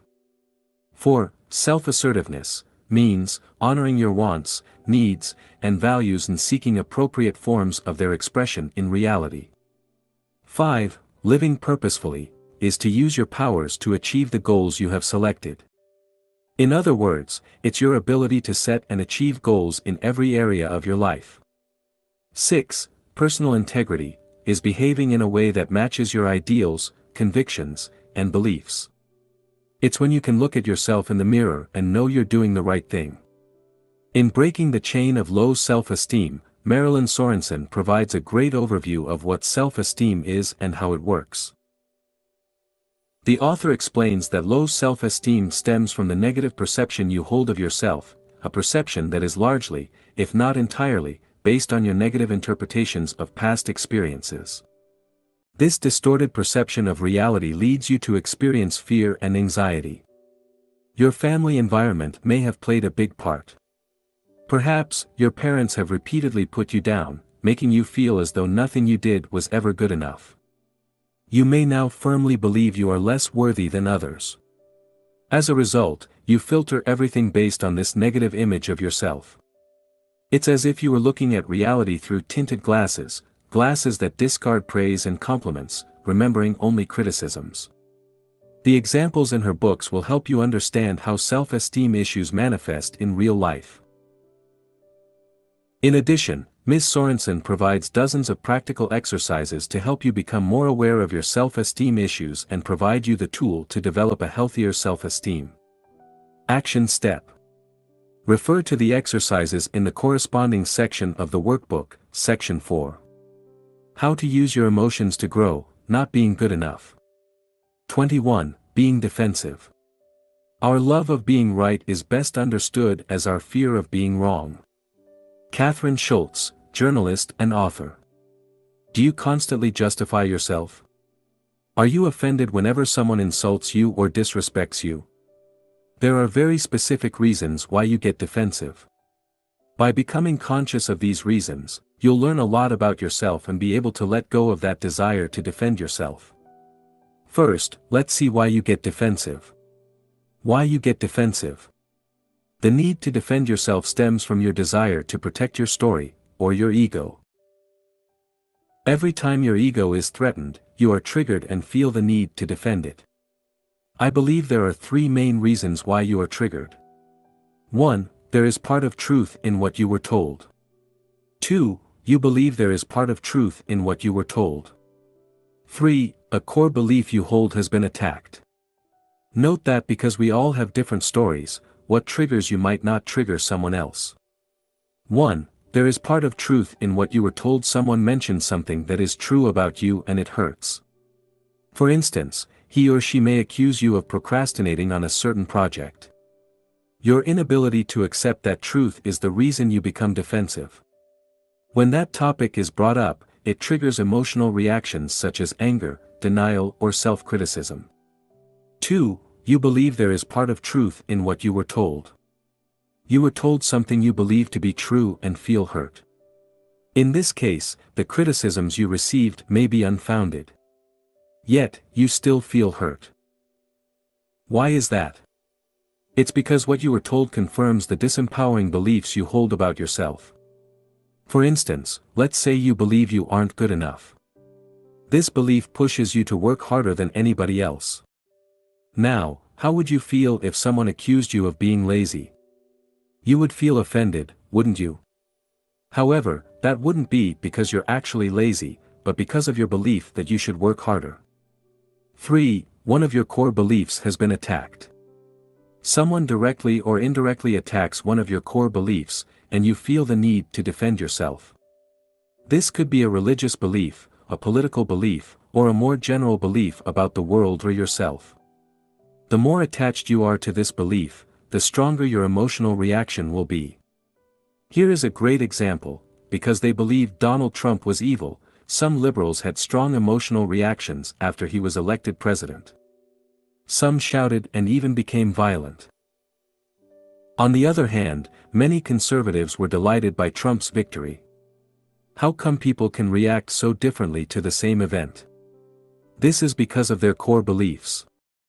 Both Democrats and Republicans strongly identify with their political beliefs. This led hardcore Democrats to burst into tears and hardcore Republicans to rejoice. Whenever a belief you're strongly attached to is attacked or challenged, you'll experience an emotional reaction. The deeper the belief is, the stronger the emotional reaction will be when it is attacked.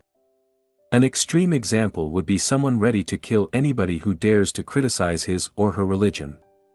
How to use this emotion to grow. Look at the situations that triggers you. Whenever you feel offended, ask yourself why. What belief led you to defend yourself? Can you let go of this belief? And is this belief really true? By doing this, you'll learn a great deal about yourself. You'll be able to let go of beliefs that aren't serving you well, and you'll realize that, in most cases, you don't even need to defend yourself. Action step. Refer to the exercises in the corresponding section of the workbook, Section 4. How to use your emotions to grow, getting defensive. Whenever you become defensive, remember to ask yourself the following questions. What am I trying to protect here? Can I let go of that belief? What would I be without that belief? 22. Stress and worry. Within every worry is an opportunity for positive action. In every lie, there is a kernel of truth. Behind every neurotic symptom is the misdirected desire to live fully and well. David K. Reynolds, Constructive Living. Have you ever wondered what stress is and why you experience it? Most people believe a situation can be stressful.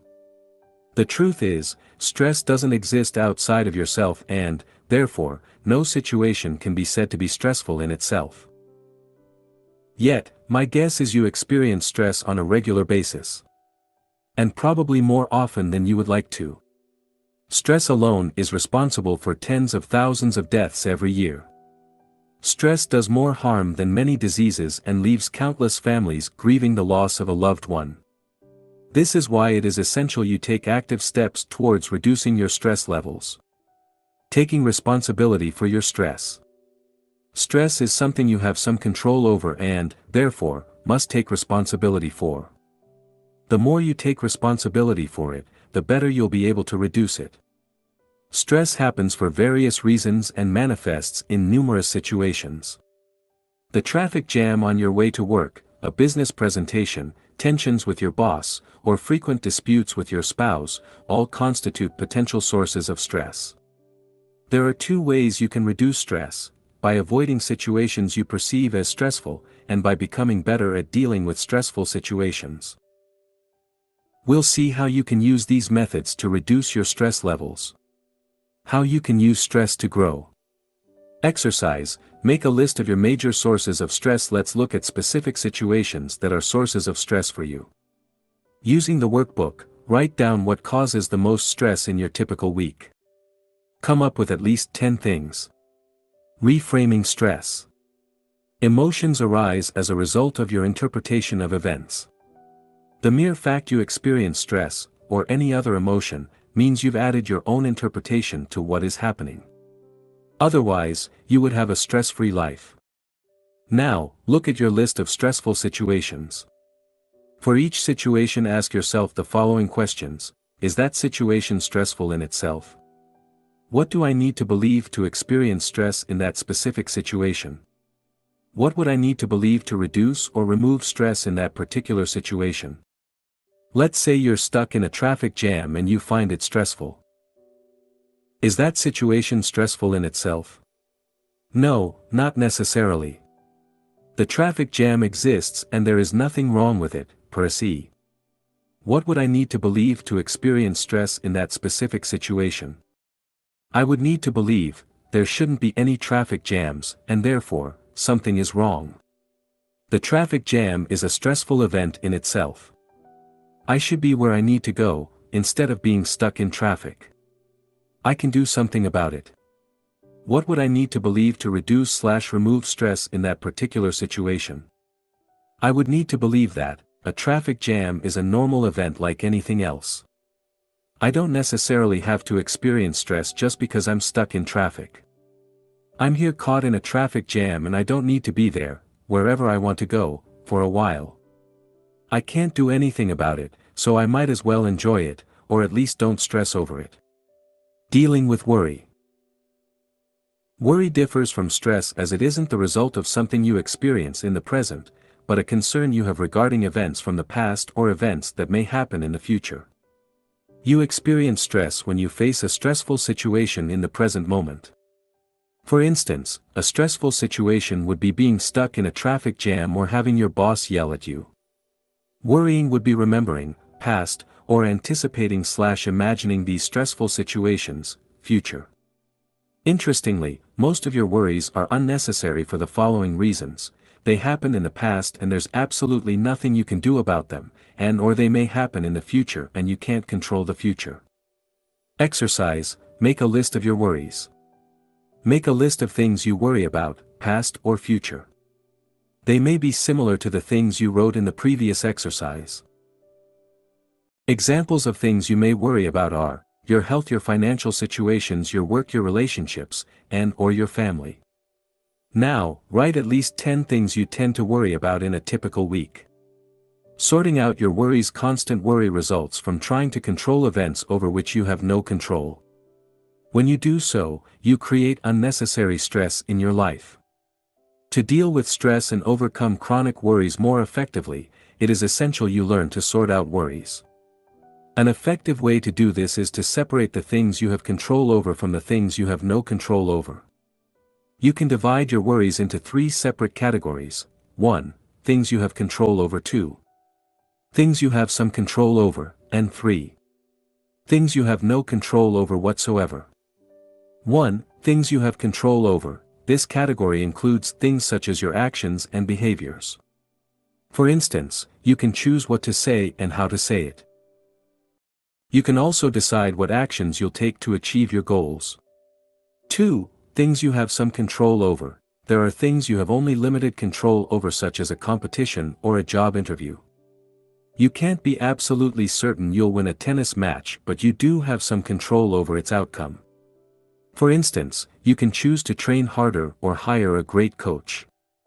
Similarly, you can prepare for a job interview by conducting extensive research about the company you apply to, or by doing a mock interview. You don't, however, have absolute control over the outcome of the interview. 3. Things you have no control over. Unfortunately, there are also many things you have no control over. These are things such as the weather, the economy, or traffic jams. Exercise. Sort out your worries. Look at your list of stressful situations. Next to each item, put C, control, SC, some control, or NC, no control. This simple act of sorting out your worries already helps reduce them.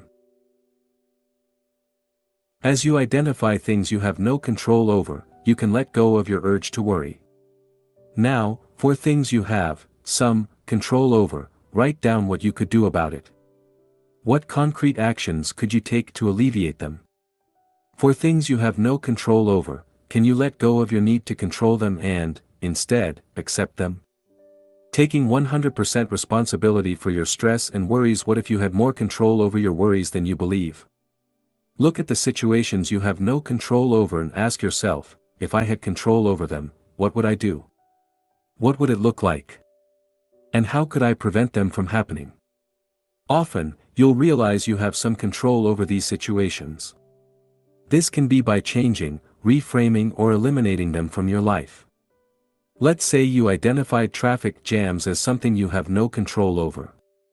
This sounds reasonable. Once you're caught in the traffic jam, you can't do much about it. But, could you do things differently? For instance, could you leave home earlier or take a different route? What about reframing the situation? Instead of escaping the situation mentally, you could choose to be fully present by making traffic jams a productive part of your day. You could then make the most of it by listening to audiobooks. Imagine how much you could learn if you listened to audiobooks every working day for an entire year. Go over your list and look for things you have no control over. Write down what you could do to change, reframe, or eliminate these events. Action step. Refer to the exercises in the corresponding section of the workbook, Section 4. How to use your emotions to grow, stress/worry. 23. Caring what people think of you. How on earth can another's thought about you harm you? It is your thought about his thought that harms. Change your thought. Vernon Howard, The Power of Your Supermind. Are you overly self-conscious? In this section, I'll explain why you care so much what people think of you and what you can do to alleviate the situation. You are the most important person in the world. First, realize you are the most important person in the world.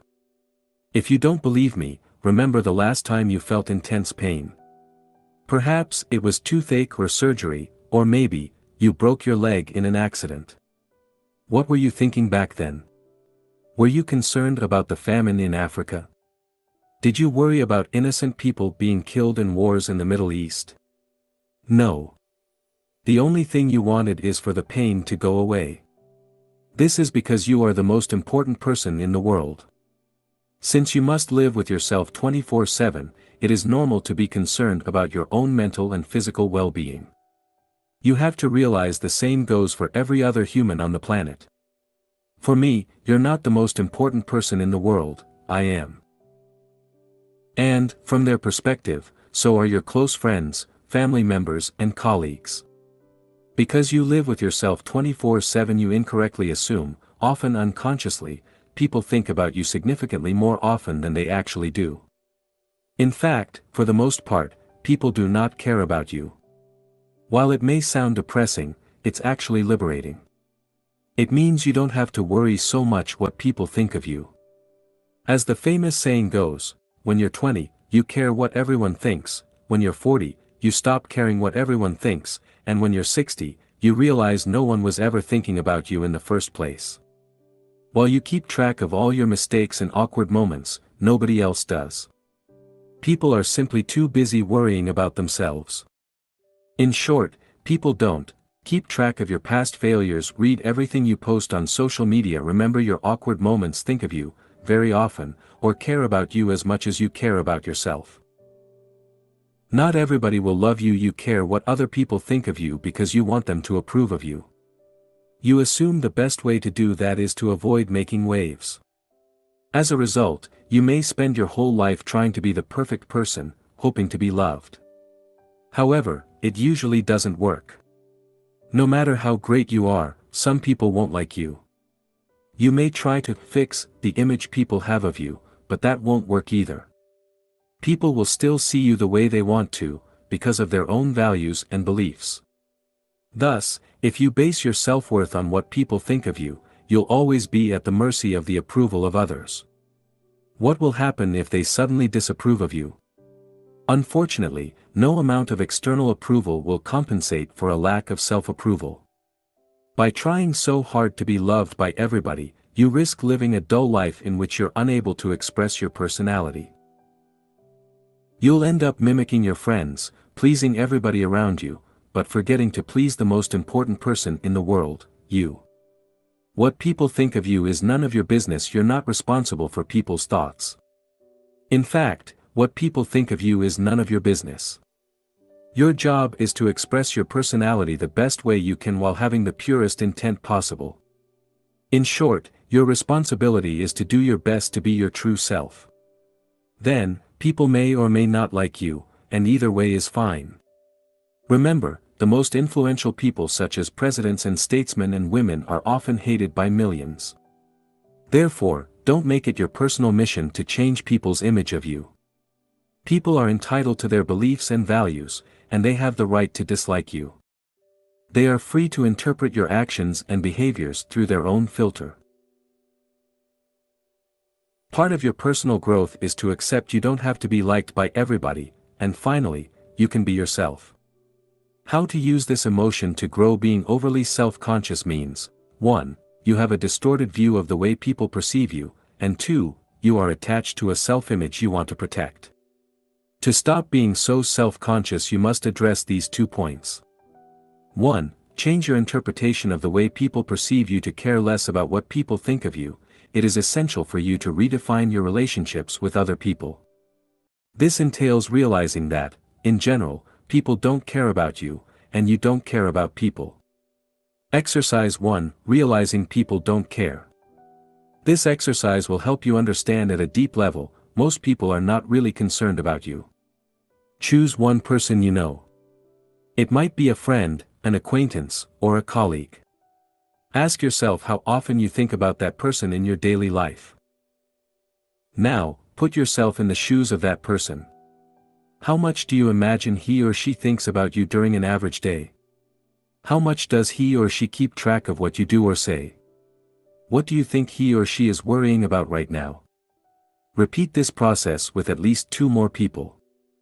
As you do this exercise, you'll probably realize other people are simply too busy to think of you often. After all, they live with themselves 24/7. In their own eyes, they are the most important person in the world. Not you. And this is only to be expected. Exercise 2, realizing you do not care. You're not that concerned about other people either. The following exercise will make you realize this. Go through your day and try to remember all the people you met or interacted with. It might be the waitress or the customers in the restaurant you lunched in, the people you saw on the street, and so on. Ask yourself how much you thought about these people prior to this exercise. You probably didn't think of them at all, did you? As you can see, you don't really have time to worry about other people. Most of the time you are concerned only about yourself. It's not to say you have no compassion or are a selfish jerk. You're merely being human. Stop being overly attached to your self-image. If you are overly self-conscious, chances are you worry too much about the way people perceive you. Perhaps you want their approval or are afraid they will judge you. It is essential you learn to let go of this self-image. Exercise, letting go of your self-image. Write down all the things you're afraid to be judged on, maybe you worry about your look, or you're afraid of saying something silly. Write down why you care. What is the issue here? What image are you trying to protect? Do people believe you're smart and you're afraid you can't live up to this image? Are you afraid of being rejected as a result of saying something wrong? This exercise will bring awareness to the things you're worrying about and will help you address them.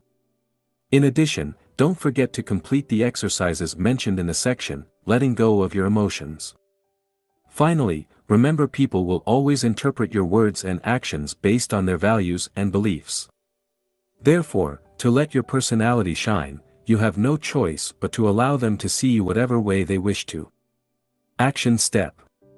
Refer to the exercises in the corresponding section of the workbook, Section 4. How to use your emotions to grow, caring what people think of you. 24. Resentment. Even if we can't love our enemies, let's at least love ourselves.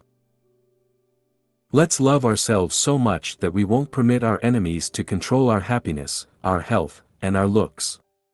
Dale Carnegie, How to Stop Worrying and Start Living. When you resent people, you're angry at them because they didn't behave the way you wanted them to.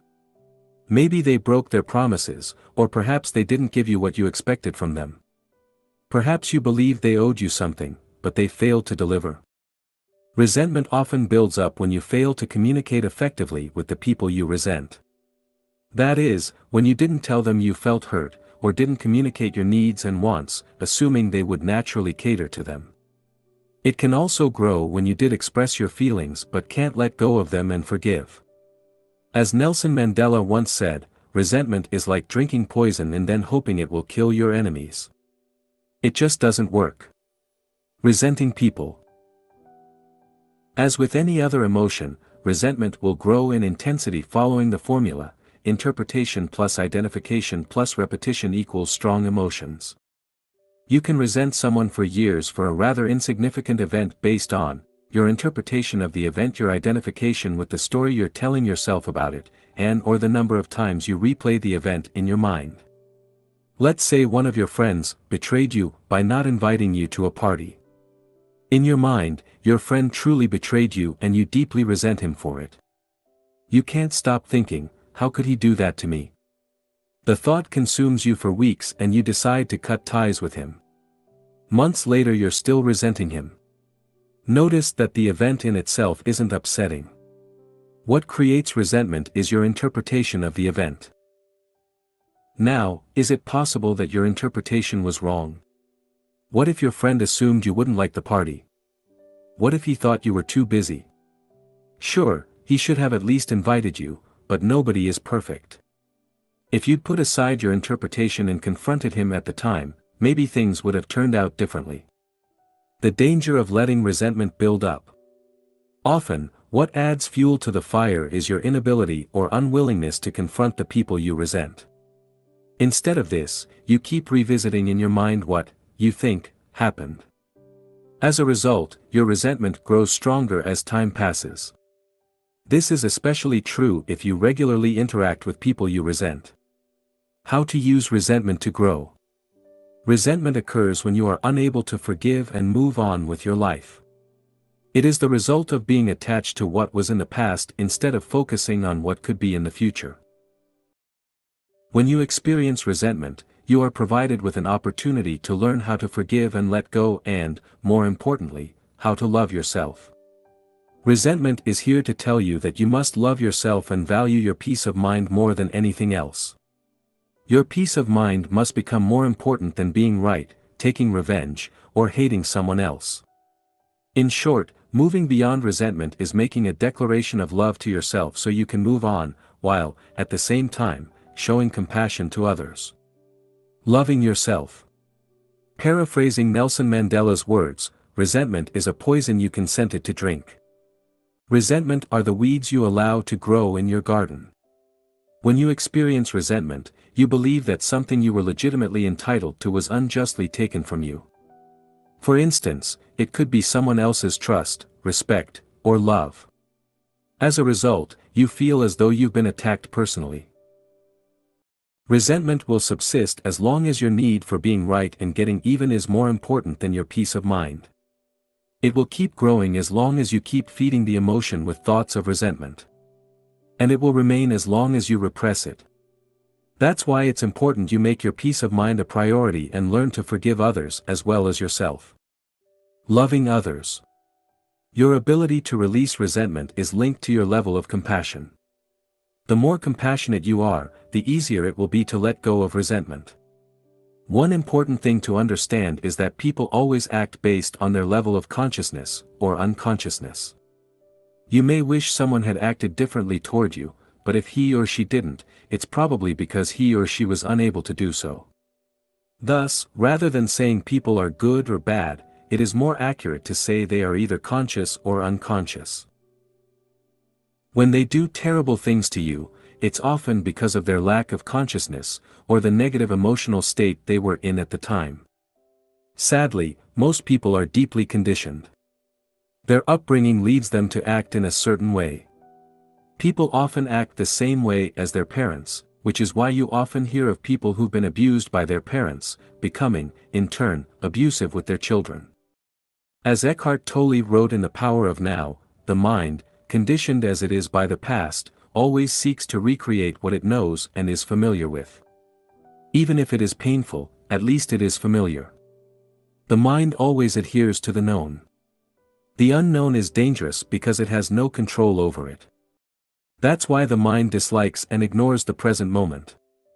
In short, the nature of the unconscious human mind is to cling to old patterns and recreate them. Look at your family history and you'll probably notice these patterns. You'll see how people are conditioned. This shows how difficult it is for people to break free from set patterns. I used to resent my mother for being overly protective. I blamed her for not encouraging me to grow, but instead, her actions made me weaker than I already was. Perhaps it was one of the reasons I embarked on a personal development journey. However, I realized she didn't have any bad intentions. She simply meant well and did the best she could. The point is, people do what they can, with what they have, based on who they are and how much they've been conditioned. They make tons of mistakes as well. We all do. It's part of being human. One of the most ridiculous things we try to do as human beings is to want to change the past. What happened in the past was supposed to happen. Because it did happen. Now, the question is, what are you going to do about it? How to deal with resentment. To start letting go of resentment, we'll discuss the importance of 1. Changing/reevaluating your interpretation. 2. Confronting the situation. 3. Forgiving, breaking free from identification, and 4. Forgetting, stopping the repetition. Resentment results from your interpretation of something that happened to you. This interpretation leads you to feel betrayed and to experience anger, or even a desire for revenge. By revisiting the scene in your mind, you allow resentment to build and, because you avoid confronting the situation or person at the root of your resentment, the emotion continues to grow. To prevent resentment from building, it is necessary for you to reevaluate your interpretation of what happened, while confronting the situation or person you resent. After doing this, you must be willing to forgive and release your resentment. Finally, you must choose to forget. This entails not replaying the scene in your mind over and over again. 1. Changing/reevaluating your interpretation. To put things into perspective, it is important for you to look at your interpretation of what happened. Might you have overdramatized the situation? Is it possible you misinterpreted something? Ask yourself, what exactly happened? After you remove your interpretation, only the hard facts will remain. Looking at what really happened may provide you with valuable insights, allowing you to replace your current interpretation with a more empowering one. 2. Confronting the situation. If your resentment is directed toward people, perhaps you need to have an honest discussion with them and share how you feel. Often, resentment builds up when you don't share your feelings with the person you resent. This is often due to fear of appearing vulnerable, fear of hurting the other person, or fear of negatively impacting your relationship with that person. If you can't talk to that person directly, an alternative is to write a letter. Even if you don't send it, the simple act of writing the letter may help you release some of your resentment. 3. Forgiving. Now you've found a channel to express yourself, you can start to forgive. You've looked at the hard facts and re-evaluated your interpretation. If needed, you had an honest discussion with the person you resent. You did what you had to do, and can now let go. Think of the negative consequences created by resentment. Write down how it affects your happiness and peace of mind. Remember, resentment is the result of your attachment to the past. Forgiveness is simply reconnecting with the only thing that is real, the present, while forgetting about what isn't real, the past. Then, release it. Imagine how your life would be and how you would feel once you've let go of the resentment. Do it right now. Then, let go. Forgive. Remember, forgiving is an act of self-love. You forgive not just because you have compassion, but because you value your happiness more than anything else. As you forgive, you let go of the attachment to your story, and you distance yourself from the thoughts related to it. To let go of resentment, you can use the 5-step process introduced in the section, Letting Go of Your Emotions. 4. Forgetting. Finally, forget. Forgetting is when you stop entertaining thoughts of resentment and simply move on. When such thoughts arise, let them go. Over time they will lose their power. Action step. Complete the exercise in the corresponding section of the workbook, Section 4. How to use your emotions to grow, resentment. 25. Jealousy. When you experience jealousy, you desire something someone else has, but you don't currently have. We all feel jealous from time to time, and this is not something you should blame yourself for. In this section, I will explain how jealousy works and provide you with some solutions to deal with it. How to use jealousy to grow. Jealousy stems from the belief you aren't good enough. It comes from a place of lack and scarcity. You want something someone else has, believing that it would fulfill you. Alternatively, you're afraid of losing something or someone you believe is yours. Jealousy can help you find what you really want. Jealousy can let you know you're on the wrong path and can help you find out what you really want. For instance, in her book Quiet, Susan Cain explained she would often feel jealous of her friends who were writers or psychologists. Interestingly, even though she was a lawyer at the time, she didn't feel jealous of successful lawyers, as her lawyer friends often did. This led her to realize she wasn't made to be a lawyer. As a result, she changed her career and became a writer. I had a similar experience. While I was a consultant, I didn't envy or look up to successful people in my company. On the other hand, on my personal development journey, I became envious of successful personal development bloggers and YouTubers. I felt particularly jealous of 2 such people when I realized they were doing exactly what I wanted to do. I imagined how amazing it would be to help other people and make a contribution to society while studying and growing along the way. This is why I created a blog and started writing books.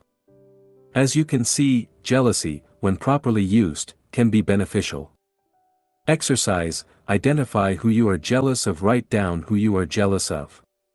Now, what does it say about you and what you want from life? Jealousy can signal a scarcity mindset. In other situations, jealousy may indicate you're operating under a scarcity mindset. Let me give you another example from my personal life. When I see best-selling writers, I sometimes become jealous. I feel as though they are stealing my piece of the pie, and I deserve success as much as they do. I'm not proud of this feeling, but I don't blame myself for having it either. This feeling of jealousy stems from the belief there is only a certain amount of success available out there. Thus, every time someone has a little success, they are stealing your piece of the action. Interestingly, this is often not the case. If anything, for writers the opposite is true. The more a writer can cooperate with other writers, the better chances he or she has to succeed. A writer who tries to do everything on his or her own is likely to fail. This is not limited to writers, of course. Shifting your mindset from one of competition to one of cooperation can help you move from a feeling of scarcity to a feeling of abundance. Nowadays, when I see other writers having success, I remind myself what great news it is. After all, if they can do it, so can I. And the more successful my fellow writers become, the more they are in the position to help me in the future. This also works the other way around. The more I help other writers to succeed, the more they'll be able to help me in the future. As Zig Ziglar said, you can have everything in life you want, if you will just help other people get what they want. Remember, what other people can do, you can do as well. Remember also, success is not a limited resource. Exercise, cooperate rather than competing. Think of a time in the past when you felt jealous of someone else's accomplishments. Now, ask yourself why you felt that way. Then, ask yourself, what would it be like to support the person? How could I cooperate with the person? Why is that person's success good for me? Jealousy may tell you to solve self-esteem issues. Perhaps you're afraid your boyfriend or girlfriend may cheat on you, or leave you for someone else.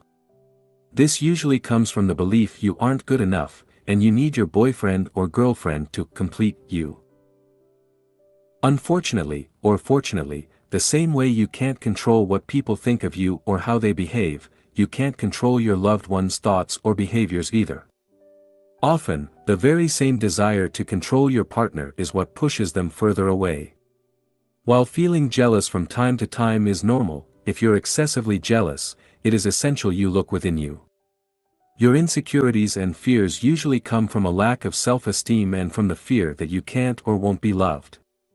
Jealousy may lead to some of the following behaviors: trying to control your partner. You may check your partner's phone or emails or prevent them from going out to see their friends.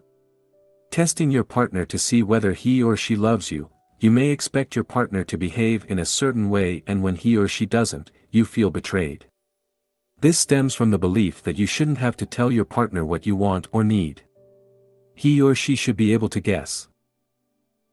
Imagining things that aren't there. You make up all sorts of stories in your mind by extrapolating facts.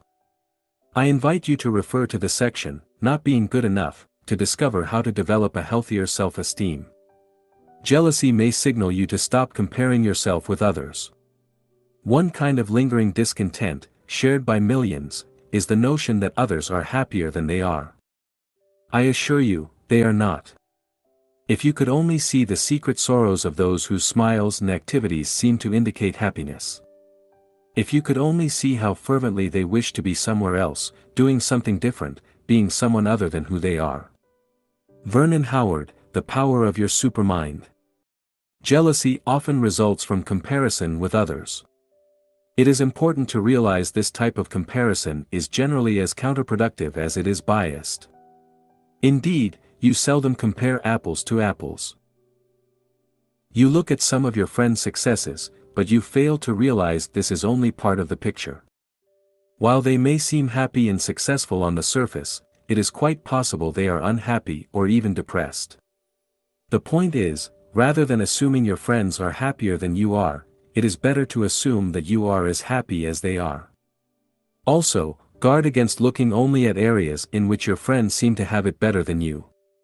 Perhaps, you focus on the fact they're making more money than you, or have a partner while you are single. Or perhaps you envy them for some of their natural strengths and abilities. The problem here is you fail to make an apple-to-apple comparison. You dismiss your own strengths or qualities which make you feel as though you're not as good as they are. Even worse, you may often compare yourself with several other people. You look at areas in which they are successful and then you look at your own life to see how well you compare. Of course, not very well. How could you compete with the combined strengths of several people? Can you see how biased and unrealistic this type of comparison is? Yet, this is what many of us do, albeit unconsciously. The bottom line is, if you feel jealous, it may be because you engage in this type of unfair comparison. Instead, why not compare your today's self with your yesterday's self? After all, the only thing you can do is to try to be better than you were yesterday, last month, or last year. Because we all start with different circumstances, skills and personalities, there is no such thing as a fair comparison. Exercise: compare apples to apples. This exercise will help you compare yourself to others more fairly. Select someone you often compare yourself with. Write down all the things you're doing better than that person. Action step. Refer to the exercises in the corresponding section of the workbook, Section 4. How to use your emotions to grow: jealousy. 26. Depression. The hardest thing about depression is that it is addictive. It begins to feel uncomfortable not to be depressed. You feel guilty for feeling happy. Pete Wentz, musician. Non-clinical depression occurs when you're not where you want to be in life, you have lost any hope to ever be, and can't accept it. This might happen after a tragic event in your life or more progressively as some aspects of your life slowly fall apart. Depression results from feeling hopeless in one or several areas of your life. Here are some examples. You lost your job and have no hope of finding a new one to match your expectations. You're sick and have no hope to recover as well as you would like to. You are divorced from your partner and can only see your kids once in a while. You have little hope of finding a suitable partner. You're in so much debt that it seems as though you'll never get out of it. You suffered a bereavement. While the events above are tragic, depression can also be created out of more ordinary, less severe events. For instance, some people may spend so much time dwelling on the past or worrying about the future they eventually become depressed. This may happen even though no significant events have occurred in their lives. It is essential to remind yourself that depression, like other emotional states, is neither good nor bad, it just is. You are not your depression. You existed before it, you exist during it, and, all things being equal, you will exist after it. Depression is an active process. While it may seem as though depression is happening to you, it is, in fact, created by the negative thoughts you identified with. Thus, you do have some responsibility in creating your depression. Does it mean you should feel guilty or beat yourself up for being depressed? Of course, not. Never. In fact, you should never beat yourself up for any of the emotions you feel. That would be pointless. What it means, however, is that, because you've played a part in creating your current emotional state, you also have the power to get out of it. And that's great news, right? Remember Dr. David K. Reynolds' first-hand experience with depression? He wrote the following: depression can be created by sitting slouched in a chair, shoulders hunched, head hanging down. Repeat these words over and over: there's nothing anybody can do. No one can help. It's hopeless. I'm helpless. I give up. Shake your head, sigh, cry. In general, act depressed and the genuine feeling will follow in time. David K. Reynolds, Constructive Living. David K. Reynolds' depression was entirely self-created. It was an active process that involved adopting a certain body language, repeating certain words, and having certain thoughts. He had to act in a certain way to become depressed. The good news is that because you have the power to create depression, you also have the power to climb out of it. However, in a negative state such as depression, ignoring negative thoughts and replacing them with more positive ones can be extremely challenging. Even if you try to think positive thoughts of gratitude, joy, or happiness, at first, they will seem to have no power. But you may experience other negative emotions such as anger, for instance. You may ignore your anger at first. Your friends may even encourage you to do so, they would rather see you quiet and depressed than angry. However, sometimes anger may help you move up the emotional ladder and overcome depression. Keep in mind, any emotions other than depression can help, and learn to embrace whatever emotional state seems to give you more energy, and therefore provide more power to move up the emotional ladder. David K. Reynolds also suggests that feelings fluctuate over time even with depressed people. He wrote, "In the deepest depression there are ripples and waves of somewhat lighter moods. You can use moments when you feel slightly better to take whatever action may be beneficial to you at that time. How to use depression to grow. Depression is a sign you've lost touch with reality. Have you noticed that human beings are one of the few species on Earth that have the ability to become depressed? This is because they are the only ones who can get lost in their mind and become enslaved by negative thoughts and disempowering stories. Depression is a sign that you need to move away from your mind, by letting go of your worries about the past/future or your interpretation of the present situation, and reconnect to the present moment. It can be a powerful invitation to let go of the identity you've been clinging to for so many years. This identity is what led you to believe you should be doing certain things, making a certain amount of money, adopting a certain lifestyle, or developing a certain social status. Depression invites you to reconnect with your body and emotions while getting out of your head. After all, didn't your mind create the depression in the first place? Some people who experience severe grief, sadness, or depression like to keep themselves busy to avoid thinking. When depressed, more thinking is seldom the solution. You rarely see people getting out of depression by using their mind. Therefore, instead of thinking, you want to reconnect with your body. Exercising is a great way to do this and has been shown to be effective in improving your mood. For additional information, refer to the section, The Benefits of Exercising. In some rare cases, severe depression can lead people to separate from their mind. When this happens, their story suddenly drops. Apparently, this is what happened to Eckhart Tolle, as he recalls in his book, The Power of Now. He had a sudden awakening and his mind stopped. Here is what he wrote about his experience. This withdrawal must have been so complete that this false, suffering self immediately collapsed, just as if a plug had been pulled out of an inflatable toy. Eckhart Tolle. In summary, depression tells you to let go of your ego and reconnect with reality. It invites you to get out of your mind, which can only recall the past or anticipate the future, and live more in the present. Severe depression may require the help of a professional, but for milder depression, here are some mediating strategies. Exercise. Reconnect with your body and your emotions to overcome depression. It is essential for you to escape your mind. It's easier to feel your way out of depression than to think your way out of it. I would venture to say that most people spend over 90% of their lives in their mind. They have only rare moments of lucidity when they are fully aware and present. For instance, they don't listen to people, but they judge and interpret what they say. Anticipate what they'll say next, and/or get lost in their thoughts.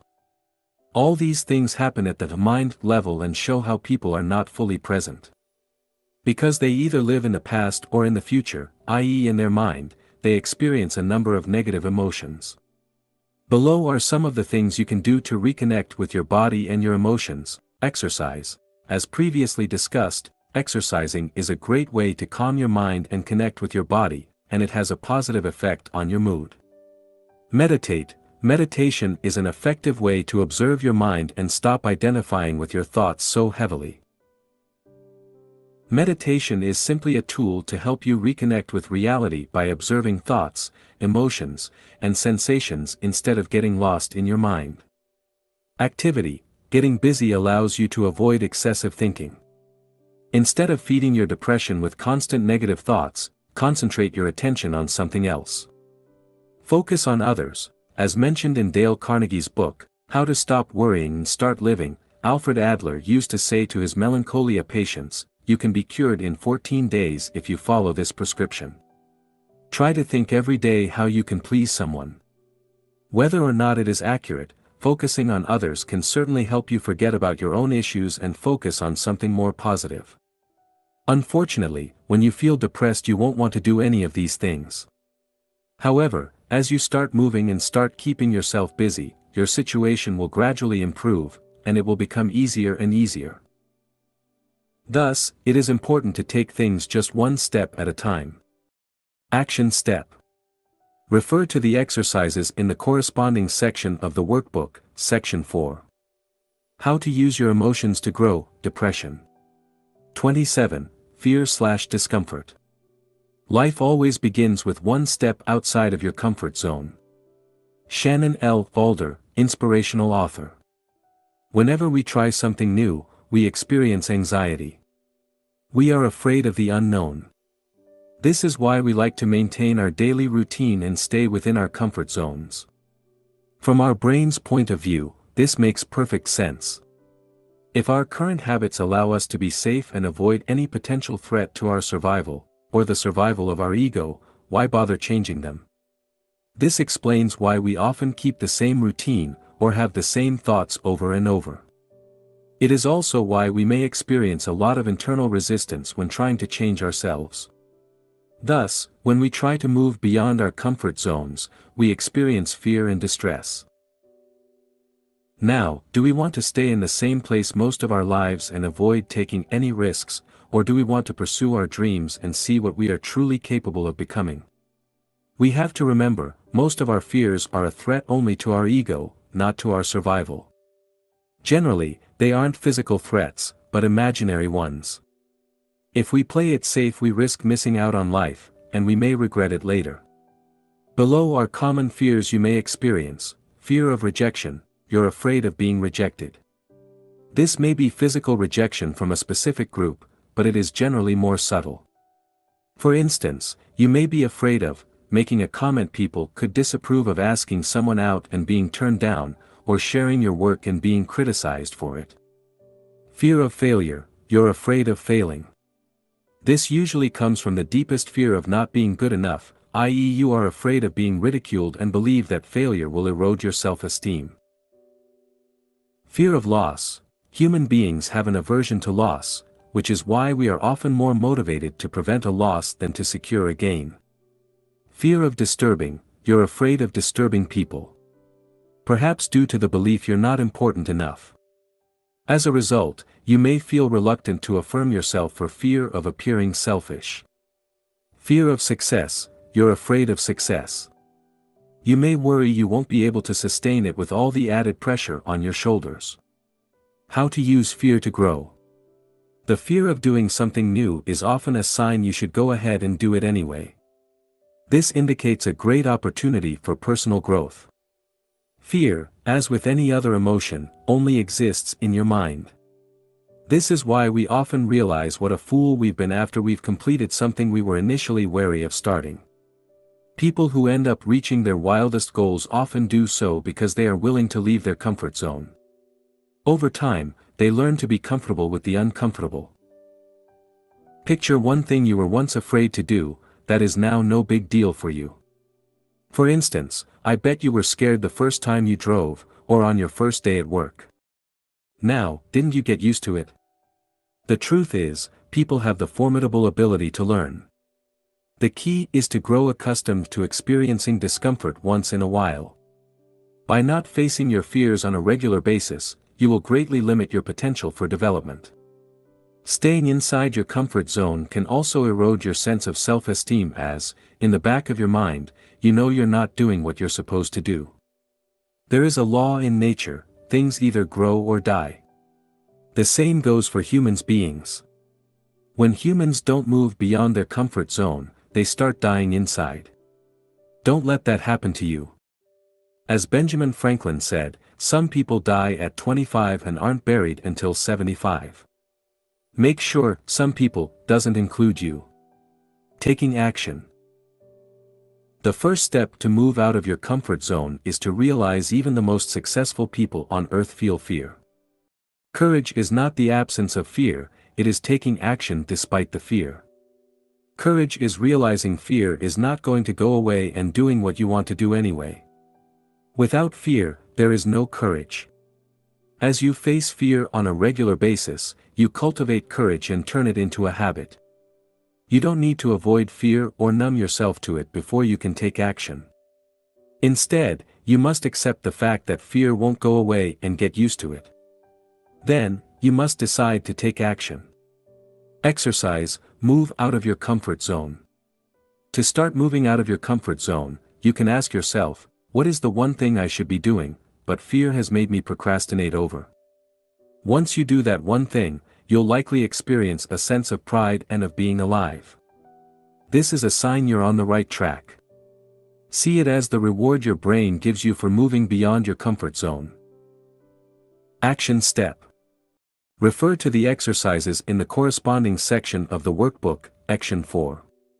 How to use your emotions to grow, fear/discomfort. 28. Procrastination. Only put off until tomorrow what you are willing to die having left undone. Pablo Picasso. Procrastination is largely an emotional issue. While there are effective techniques to deal with procrastination, for the most part, learning to manage your emotions properly is the key to overcoming your tendency towards delayed action. Why you procrastinate. There are different reasons why people procrastinate. Below are some of them. The task is boring, the task is seen as unimportant, the task is too challenging, or perceived as such, you're afraid you'll do a poor job, or you are habitually lazy. Imagine if the task was lots of fun, perceived as important, and so easy you couldn't fail, would you procrastinate? I believe fear is the main reason people procrastinate. Afraid they'll do a poor job, people would rather put off a task. While they may convince themselves that the task is not urgent or important, or that they are tired, often, the truth is they are scared. Note that procrastination isn't in itself a sign you are lazy or something is wrong with you. We all procrastinate. However, if you regularly suffer from procrastination, it may indicate you either have self-esteem issues, or you lack self-discipline. How to use procrastination to grow. Procrastination might suggest you believe too much in what your mind is telling you. Instead of being the master of your mind, you've become its slave. This comes at the cost of not living the life you want, not accomplishing your dreams, and experiencing low self-esteem, guilt, and unhappiness. Remember, when your mind tells you, you're tired, let's rest, or let's do it tomorrow, it's not an order. You don't have to follow it. You aren't your emotions. Neither are you your mind. No matter what thought may cross your mind, you can choose to either accept it, or ignore it. Now I would like to share a 16-step process to overcome procrastination. Don't worry, it's not as complicated as it might first appear. How to crush procrastination in 16 simple steps. 1. Understand what's hidden behind procrastination. The first step is to understand why you procrastinate. As we've discussed previously, there are specific reasons behind procrastination. Usually, it has to do with fear, and the mind tells you the best way to avoid fear is simply to do nothing. In other words, to procrastinate. Another reason you procrastinate is because the task is difficult. You want to avoid pain as much as possible and maximize pleasure. This is how your brain works. You may also procrastinate because you lack motivation. This happens when the task you work on isn't part of a bigger vision that excites you. If you lack motivation, ask yourself why. Then, consider the following solutions: delegate the task, eliminate the task, reframe the way you perceive the task to make it part of a bigger, and more exciting, vision, restructure the task so that it becomes easier, or just get started. See Step 13. Spend time identifying all the reasons behind your procrastination. Be honest with yourself. 2. Remind yourself of the cost of procrastination. Procrastination is not a minor issue and comes with severe consequences. The direct consequence of procrastination is that you'll achieve far less than you could during your time spent on Earth. The indirect consequence of procrastination is that you may feel bad about yourself. You may blame yourself for not doing what you know you should be doing, which erodes your self-esteem and creates unnecessary worries. Exercise, the cost of procrastination. Now, take a sheet of paper and write down what procrastination costs you. How does it affect your peace of mind? Your self-esteem? Your ability to achieve your dreams? The more you're sick and tired of procrastination, the more likely you will be to actually do something about it. 3. Uncover your story. The third step to overcome procrastination is to identify the story behind it. What are you telling yourself when you feel the urge to procrastinate? What thoughts cross your mind? What excuses do you use? Some common excuses are, I'm too tired, I'll do it tomorrow, I'll do a poor job, and or it's not really important. Let's address some of these excuses right away. I'm too tired. While that may be true, you must realize you're not your mind. You don't need to listen to your mind. Navy SEAL, David Goggins, uses the 40% rule. This rule states that, even when you think you can't take it anymore, you're using only 40% of your brain's capacity. The bottom line is you have great reserves of energy you can tap into when you feel tired. Therefore, working 2 hours on your side business after work isn't going to kill you. I'll do a poor job. If you schedule a task for today, it means you believe you can do it. Thus, the fear of doing a poor job isn't the issue here. After all, if you think you'll do a poor job today, what makes you think you'll do a better job tomorrow? You most likely won't. That's just a story you're telling yourself. I'll do it tomorrow. Doing it tomorrow might not be a big deal. However, if you can't discipline yourself to finish today's tasks, what are the chances you will design your ideal life in the future? Remember, disciplining yourself to complete the task in front of you is, ultimately, what will allow you to create your future life. Time, effort, and self-discipline are required to create anything of value in your life. It's not really important. Even if that is true, not completing a task you scheduled creates an open loop. Then, somewhere in the back of your mind you know that you still have to complete that task. If you keep putting off tasks, you'll soon start losing motivation. At some point, you may even end up feeling stuck without knowing why. Exercise, write down your excuses. Start becoming aware of all the excuses you come up with. Write them down, then, address them one by one. They control you because you let them to. Commit to addressing them. 4. Rewrite your story. Look at your excuses. Are you too tired? Do you lack time? Are you trying to do everything perfectly? Now you've identified your story, create a new, more empowering story to neutralize your old excuses. See the examples below. I don't have time for that. I find and make time for whatever I'm committed to. I'm too tired. I have control over my mind and I have more energy than I imagine. When I schedule a task, I complete it. Then, create affirmations or mantras around your new story. Repeat them to yourself every morning and throughout the day until they become part of your identity. Remember, procrastination is a habit. You want to reprogram your mind and implement a new habit, the habit of working on the tasks you schedule whether you feel like it or not. For more, refer to the section, Conditioning Your Mind. 5. Clarify your why. Procrastination is often due to a lack of motivation. When you're excited about a goal, you don't run away from it, do you? No. You can't wait to work on it. Look at the tasks you regularly procrastinate over. Why is that? How can you make these tasks part of your vision to make you feel more motivated? Can you adjust these tasks? Can you learn something from these tasks? Can you envision yourself feeling proud of yourself as you complete these tasks? The stronger your reason, your why, the easier it will be for you to overcome your tendency to procrastinate.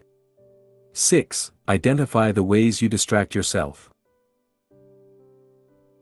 The next step is to notice all the ways you distract yourself. What are your own ways to procrastinate? Is it going for a walk? Watching videos on YouTube? Drinking coffee? Or perhaps, reading books on how to overcome procrastination?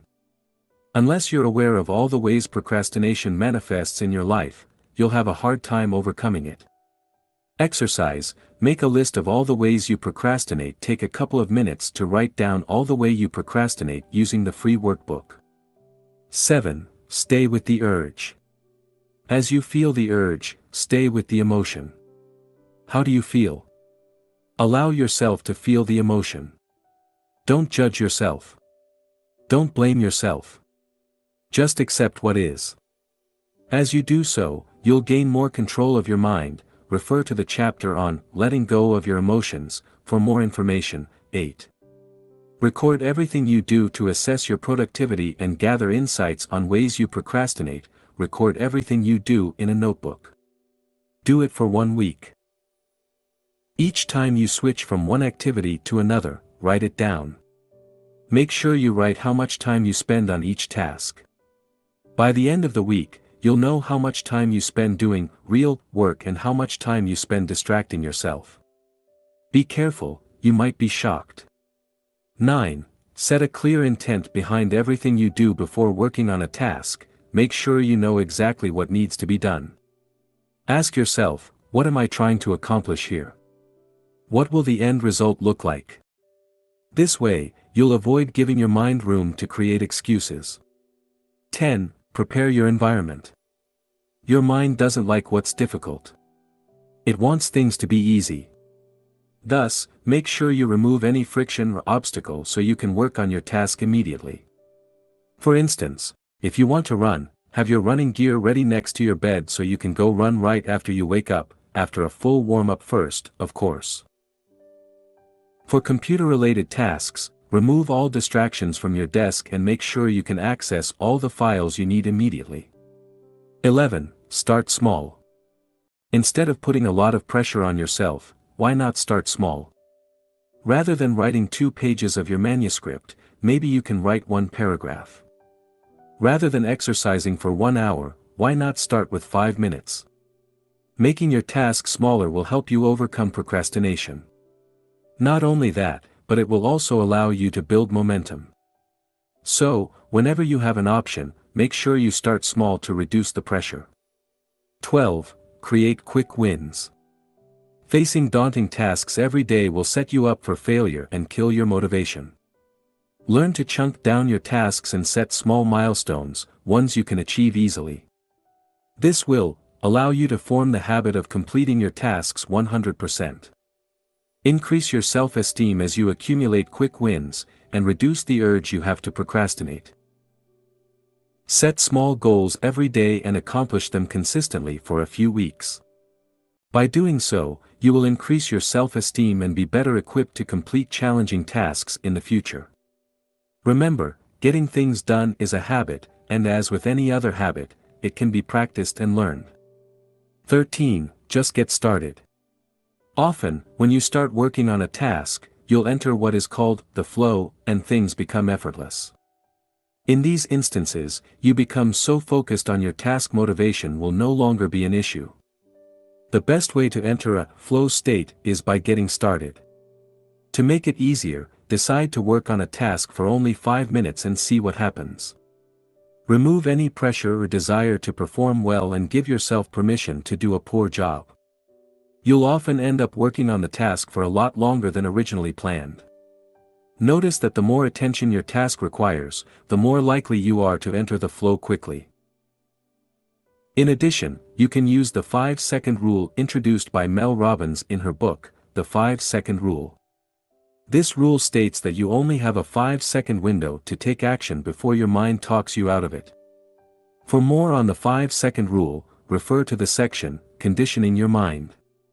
14. Create daily habits to support you. If you tend to procrastinate on important tasks, commit to working on them first thing in the morning. For instance, if you want to write a book, start writing every morning. Start small. For instance, set a tiny goal of writing 50 words a day, and do it every morning. As you maintain this schedule, you'll develop a writing habit and make procrastination less likely. 15. Use visualization. You can also use visualization to help you overcome procrastination.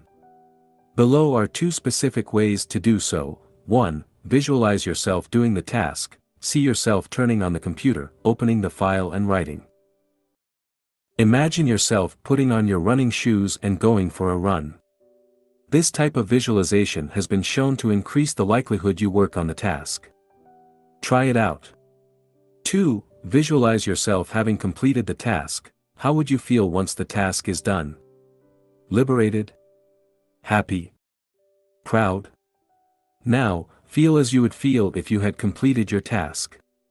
By doing so, you'll experience a boost of motivation that will encourage you to work on your task. 16. Build accountability. If you have a hard time completing a task, you might need some accountability. When I'm likely to procrastinate, I like to send a message to a friend and tell him I will complete a certain task by a specific date. Another way to build accountability is to have an accountability partner you communicate with on a regular basis. You could talk to him or her once a week and share your list of goals. You could look at the important tasks you're likely to put off and set a specific deadline for each one. Then, you could send an email to your accountability partner to let him or her know when you completed a task. If you follow this 16-step process, you should be able to overcome or, at least, significantly reduce your tendency to procrastinate. Action step. Follow the 16-step process using the corresponding section of the workbook, Section 4. How to use your emotions to grow, procrastination. 29. Lack of motivation. People often say that motivation doesn't last. Well, neither does bathing, that's why we recommend it daily. Zig Ziglar, salesman and motivational speaker. Lacking motivation is usually a sign that you don't have a compelling vision to pursue. People who have an exciting vision seldom lack motivation. While they may experience setbacks along the way and feel frustrated or even mildly depressed, they tend to bounce back quickly by reminding themselves of their vision. Lack of motivation is also a sign you're not following your bliss. It shows there is a misalignment between what you do and who you are. The word enthusiastic comes from Greek and means filled with the divine. If you lack enthusiasm, you're probably out of touch with the essence of who you are. I've never heard of a Nobel Prize winner retiring early because he or she was bored. In fact, most of them will work until the day they die. This is because they have a clear purpose. Similarly, I've never seen billionaires selling their companies to retire on a tropical island. They may have tried but quickly realize how boring their lives have become. The point is, you don't inherently lack motivation, you're just not doing what you're supposed to do. You haven't stretched yourself enough and haven't created a vision that inspires you. Perhaps, you're stuck at the same dead-end job that bores you to tears. Or maybe you're at your current job for the money, or to fulfill your parents' wishes. Then, it's no wonder you lack motivation. Fortunately, you can get your motivation back. How to use motivation, or lack thereof, to grow a lack of motivation says you need to design a life that is more in line with who you are. It entails having a deep knowledge of your strengths, personality, and preferences, while making sure you leverage them on a day-to-day basis. Knowing your strengths.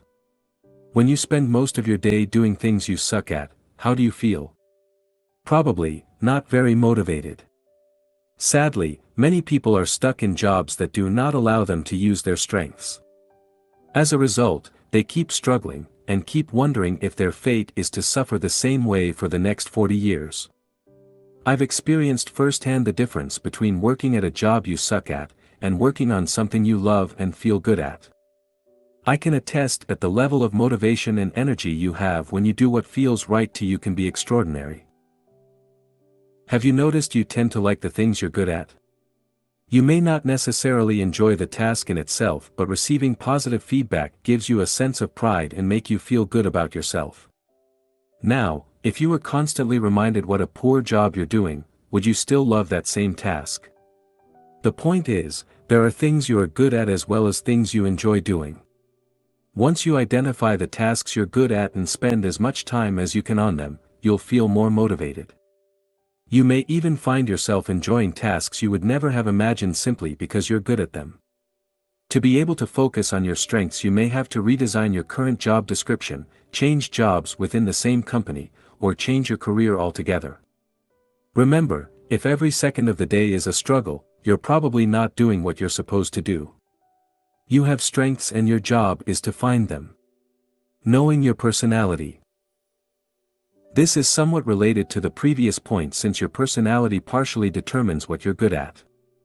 For instance, if you're an introvert, you're likely to take different career choices than if you were an extrovert. You may prefer spending most of your time alone or in small groups and may stay away from jobs that require you to interact with clients all day long. You may find yourself performing better in a quiet environment. Your core values will also affect your level of motivation. Perhaps, independence is vital for you. If so, being self-employed might be a better idea than having a 9-to-5 job. Or maybe you like novelty and want to be learning constantly. If so, doing the same repetitive job might not bring you much satisfaction. Knowing what motivates you. Sometimes you lack motivation because you set a goal in a way that doesn't inspire you. While the goal may be something you genuinely want, the way you frame it, or work on it is just not motivating you. Let's say you want to lose weight. If none of the reasons behind your goal touch you at an emotional level, you won't feel motivated, and will have a hard time achieving your goal. Thus, your job is to find out what losing weight will do for you. Ask yourself why you want to lose weight. Keep asking yourself why until you find something that resonates with you at an emotional level. Remember, you seldom want to lose weight because it's the right thing to do. You want to lose weight because it will make you feel a certain way. This is the meaning you give to losing weight, and you must get it right if you want to succeed. Now, you can also ask yourself why you don't want to lose weight. It may help you uncover the reasons why you're struggling losing weight. If you overeat because it makes you feel good, you need to ask why is that? Is it a habit? Is it because you're stressed? Is it because of your environment? Is it a way to escape from something? Knowing why you're doing something is important. Once you have a strong why, who knows what you can accomplish? Motivation comes and goes. Here, it is worth mentioning you don't need to be motivated all the time. Motivation comes and goes. There is no need to beat yourself up when you feel uninspired. To help you take action when you lack motivation, it is important to have a system that allows you to stay on track with your goals. Build the self-discipline needed to do things when you don't feel like it, and have self-compassion and love yourself instead of blaming yourself for everything that goes wrong in your life. Putting a system in place means having a daily routine that allows you to move toward your goal. For instance, it could be working on a task for a certain amount of time first thing in the morning. Sticking to that ritual every day is one way to build self-discipline. Another way is to set small goals every day and achieve them consistently. Having self-compassion means encouraging yourself instead of beating yourself up. To learn more about how to create a morning ritual, you can refer to my book, Wake Up Call: How to Take Control of Your Morning and Transform Your Life. Feeling stuck. Sometimes, you feel stuck. You're not motivated to do anything, or you feel overwhelmed and don't necessarily know why. This often results from either having too many open loops in your life, or from procrastinating on a major task. Let's see what you can do to unstick yourself. A simple 3-step process to unstuck yourself whenever you feel stuck. Try the following 3-step process. 1. Make a list of all the tasks that need to be done.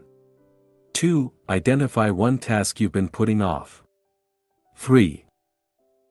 Complete that task. There is often one specific task you've been putting off for a while. While this may not necessarily be a difficult task, once you commit and finally complete it, you feel so good you may end up completing many more tasks. As a result, you will start building momentum and allow yourself to get unstuck. If you cannot work on that one specific task, start with a less daunting one. This will also help you build momentum. Closing open loops. If you've been putting off too many tasks or have too many unfinished projects, you can do the following. 1. Make a list of all the tasks or project you want to complete. 2. Set aside a specific time to complete them. Perhaps, just a few hours could allow you to finish many of these tasks. Or maybe you need longer. If so, take more time. 3. For bigger projects, in the next few days or weeks, focus on only one project until it is complete. 4. Reschedule, delegate or abandon some of your projects. To learn how to get your motivation back, you can refer to the second book in the Mastery series, Master Your Motivation. Action Step. Refer to the exercises in the corresponding section of the workbook. Section 4. How to use your emotions to grow: lack of motivation. Conclusion.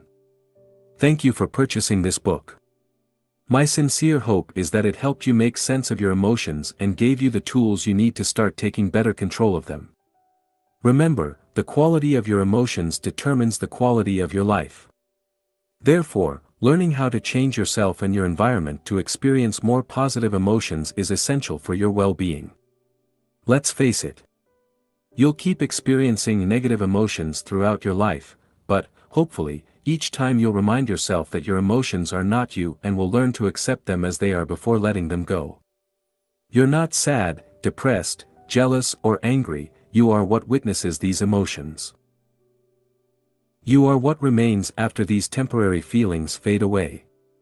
Your emotions are here to guide you. Learn as much as you can from them, and then let them go. Don't cling to them as if your existence depends on them. It doesn't.